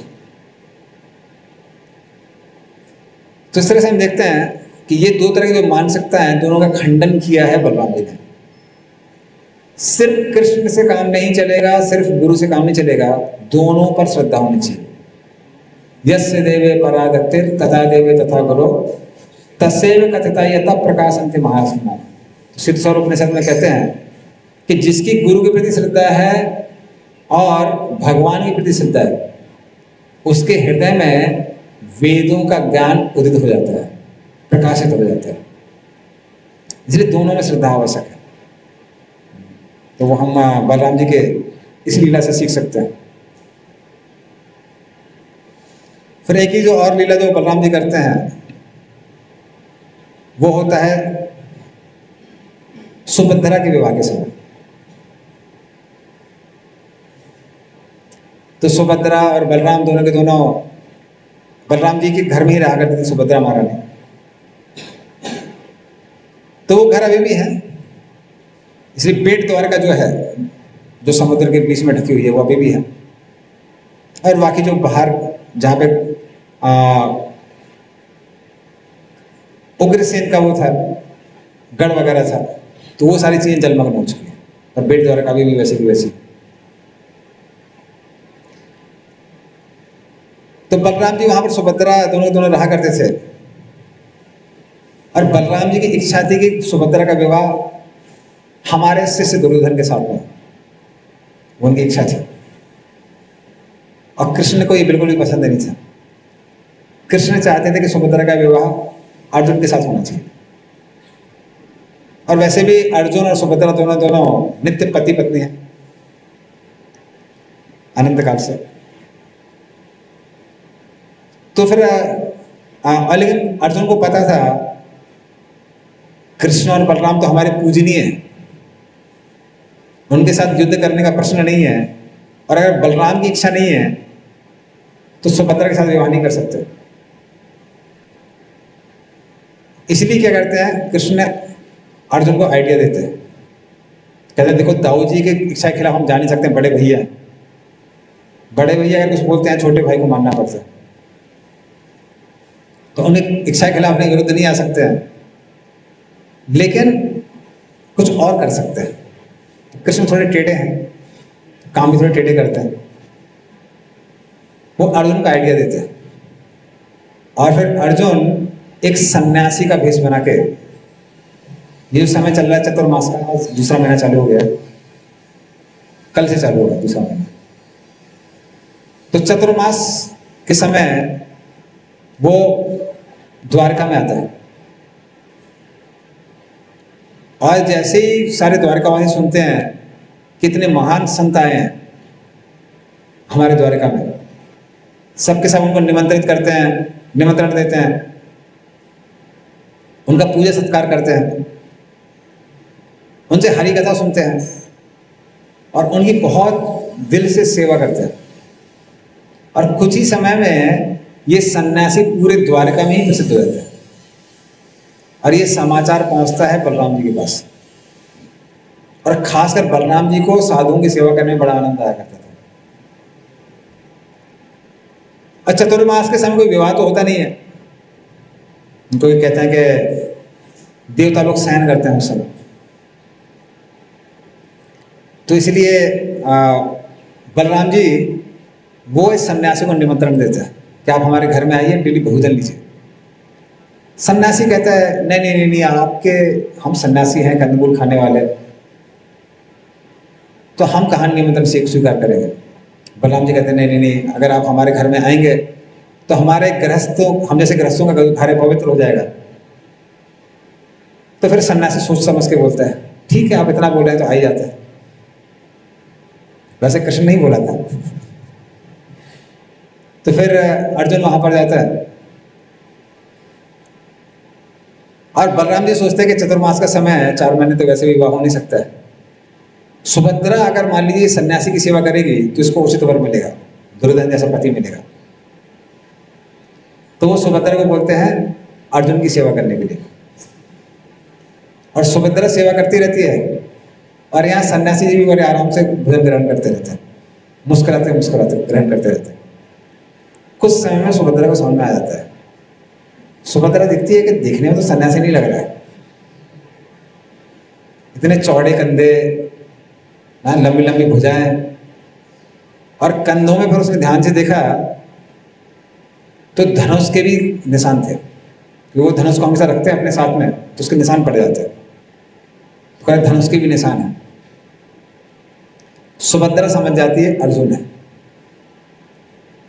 बलराम जी को समझ में नहीं आता है ये कृष्ण की माया है, क्योंकि बलराम जी को कोई और भ्रमित नहीं कर सकता, सिर्फ कृष्ण ही भ्रमित कर सकते हैं। तो यहाँ पर सुभद्रा मुस्कुराते पूछते हैं कि सन्यासी आपका नाम अर्जुन है क्या? और सन्यासी भी बोलते हैं हमारा नाम अर्जुन ही है। तो इस तरह से दोनों में तो सन्यासी शुद्ध वचन बोलते हैं, उनको आदेश देते हैं और बताते हैं कि देखो कृष्ण का प्लान है, और कृष्ण की जो वाणी है वो हरि कथा ही कहलाती है, हरि की कथा है। तो उनका प्लान है कि हम दोनों को यहां से भागना है। लेकिन समझ में नहीं आया, कृष्ण ने बड़ा अजीब सा आदेश दिया है। बोलते हैं, कृष्ण ने बोला है कि सारथी का काम मैं नहीं करूंगा, सारथी का काम तुमको करना है। जैसे ड्राइविंग का काम पुरुष करता है, स्त्रियां नहीं करती हैं, लेकिन आपको सारथी बनना है और हमको पीछे जाना है। लेकिन कृष्ण ने जो भी बोला है उनका आदेश का पालन तो करना ही पड़ेगा। सुभद्रा बोली हाँ बड़ा अच्छा आदेश है, पालन करना पड़ेगा। और फिर ऐसा ही होता है, चतुर्मास का अंत हो रहा होता है आखिरी दिन, तो सन्यासी जी अपना चतुर्मास पूरा करके व्रत तोड़ते हैं, भोजन ग्रहण करते हैं, और भोजन ग्रहण करके सुभद्रा को भाग लेके जाते हैं वहां से। सुभद्रा वहां पे रथ चलाती है और अर्जुन धनुष और तीर लेके वहां पर खड़ा हो जाता है। तो जब सारथी लोग रोकने वहां पे द्वारपाल लोग जब रोकने का प्रयास करता है तो अर्जुन के साथ युद्ध करता है और युद्ध करके वहां से भाग लेके जाता है। तुरंत द्वारपाल दौड़ते हुए बलराम जी को खबर देते हैं, समाचार देते हैं, कह रहे वो सन्यासी नहीं था, वो अर्जुन था। तब बलराम जी को क्लिक करता है, अरे हाँ सन्यासी मतलब पतला दुबला होना चाहिए, इतना हट्टा कट्टा सन्यासी, ये तो अर्जुन ही था, हमने ध्यान क्यों नहीं दिया, ऐसा कैसे हो गया समझ में नहीं आया। तो कहते हैं face is index of mind. क्योंकि व्यक्ति की जैसी इच्छाएं होती हैं उन इच्छाओं के अनुसार उसको स्थिर शरीर प्राप्त होता है। तो जो पतले दुबले होते हैं जनरली ब्राह्मण होते हैं, और हट्टे कट्टे हैं, हष्टपुष्ट हैं, युद्ध करने लायक हैं, तो क्षत्रिय वैसे उनका वैसा शरीर होता है। वैसे लोगों को भी आपने देखा होगा, लंबी तूद निकली रहती है, बनियान ऊपर रहती है, पैसा गिनते रहते हैं, तो अलग अलग उनका शरीर होता है। तो अर्जुन भी ऐसे ही यहाँ पे बलराम जी को उस समय क्लिक करता है, फिर बलराम भी क्रोध हो जाता है, कहते हैं अर्जुन की इतनी हिम्मत कि हमारे घर से हमारी बहन को भागे लेके जा रहा है। तो तुरंत अपना हल निकालते हैं, गदा निकालते हैं, कहते हैं आज अर्जुन को हम जान से मार देंगे। कृष्ण जैसे ही सुनते हैं कहते हैं दाऊ जी कहाँ जा रहे हैं? बोले कहाँ जा रहे हैं, तुमको पता नहीं चला? बोले क्या? बोले अर्जुन सुभद्रा को भाग लेके गए। बोले अच्छा, अर्जुन सुभद्रा को भाग लेके गया? बोले हाँ। कह रहे आप कहाँ जा रहे हैं? कह रहे अर्जुन को मारने जा रहे हैं। कहते हमने तो कोई और न्यूज सुनी थी। बोले क्या? तो हमने न्यूज सुनी थी कि सुभद्रा अर्जुन को भाग लेके जा रही है। तो बोले ऐसे कैसे हो सकता है? बोले हाँ, सुभद्रा रथ से ला रही है और अर्जुन पीछे बैठा हुआ है।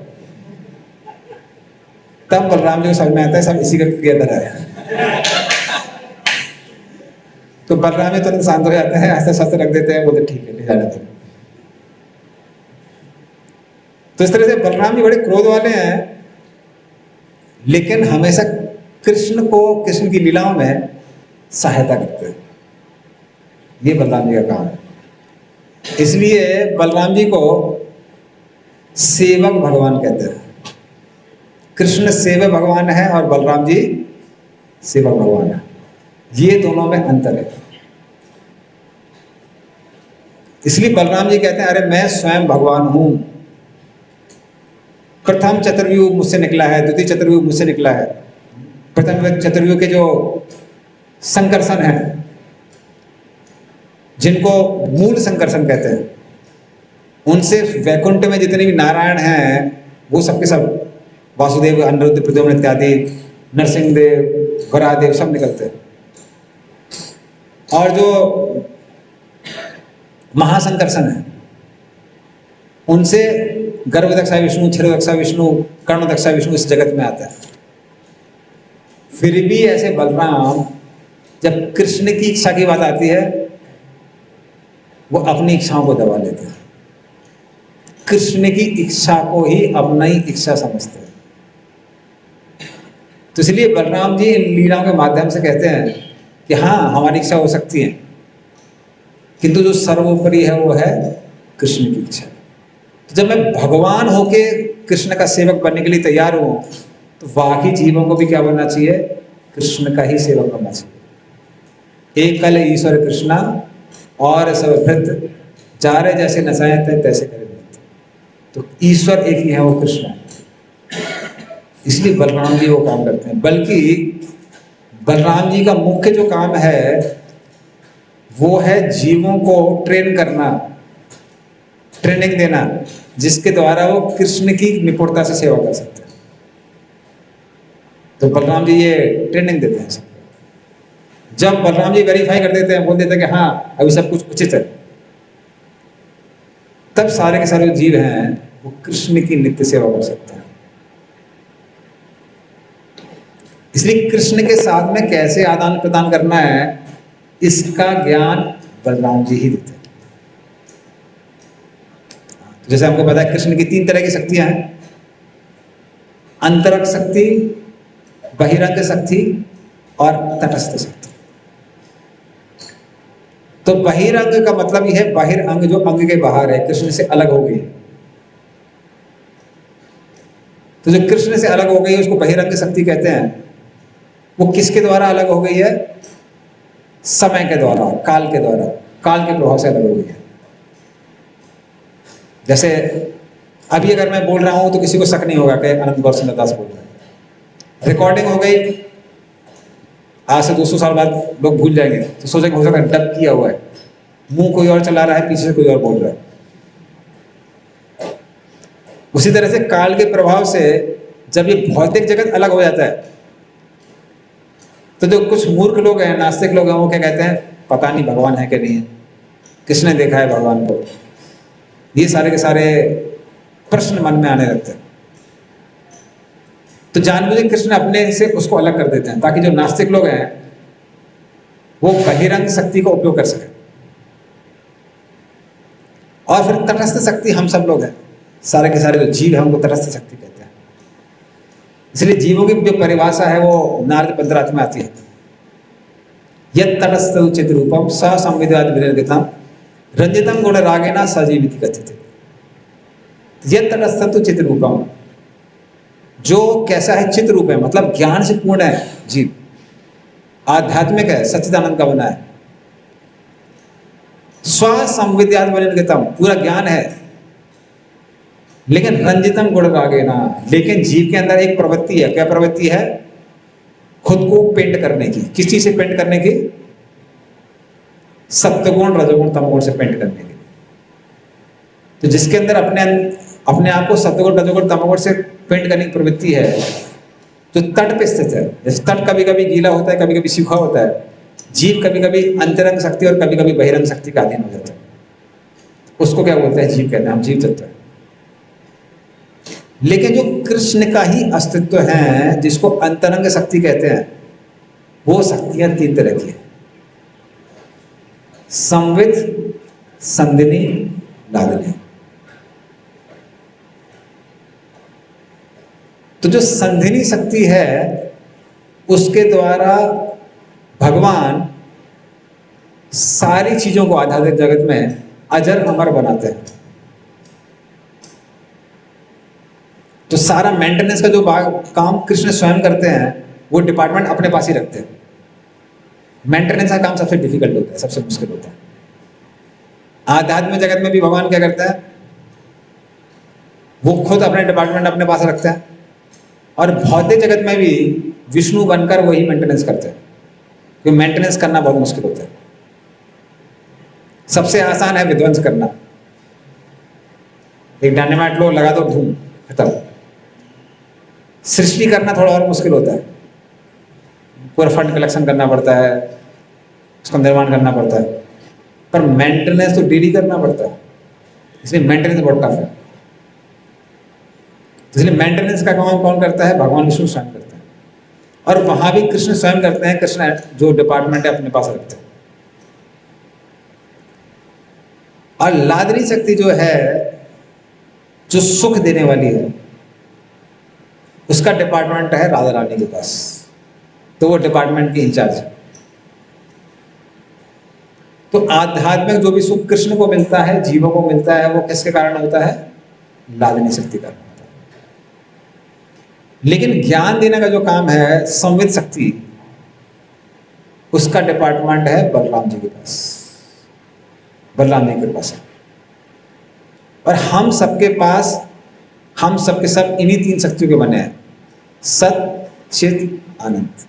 सत आता है संदिनी शक्ति से, चित आता है संवित शक्ति से, और आनंद आता है लादनी शक्ति से। इसलिए हम सबका एक नित्य रिश्ता है कृष्ण के साथ, बलराम के साथ और राधा रानी के साथ। सबके साथ हमारा एक नित्य रिश्ता है जो कभी टूट नहीं सकता।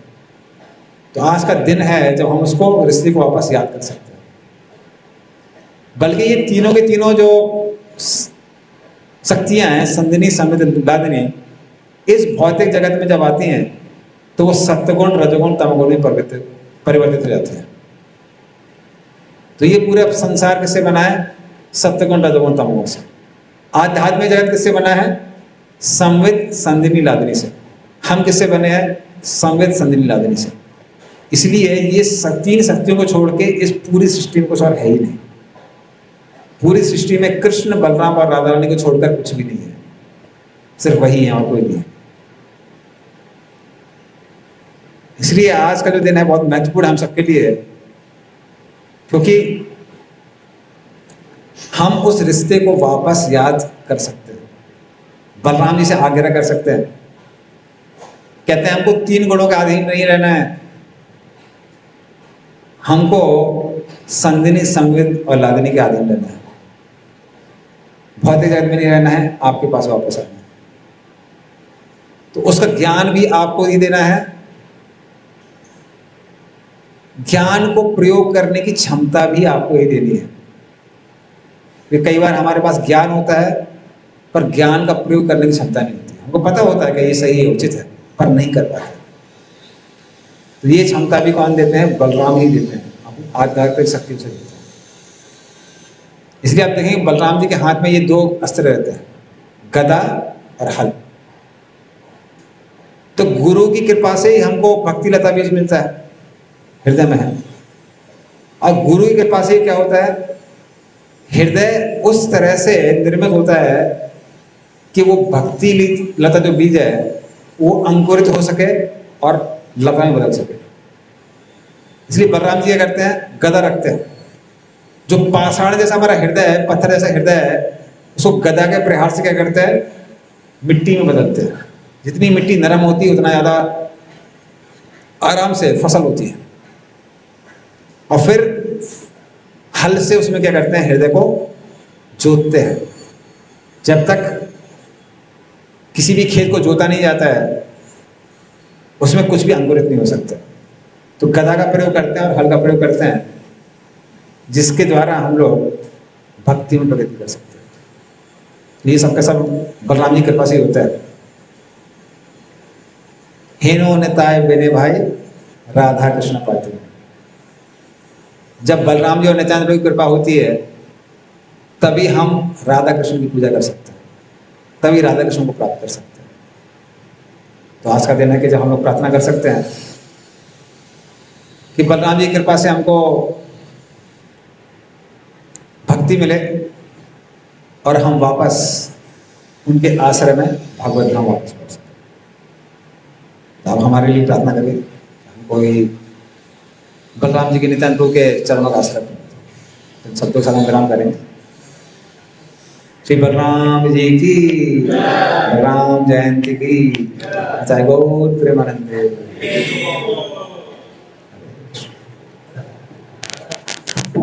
श्री गोपाल की।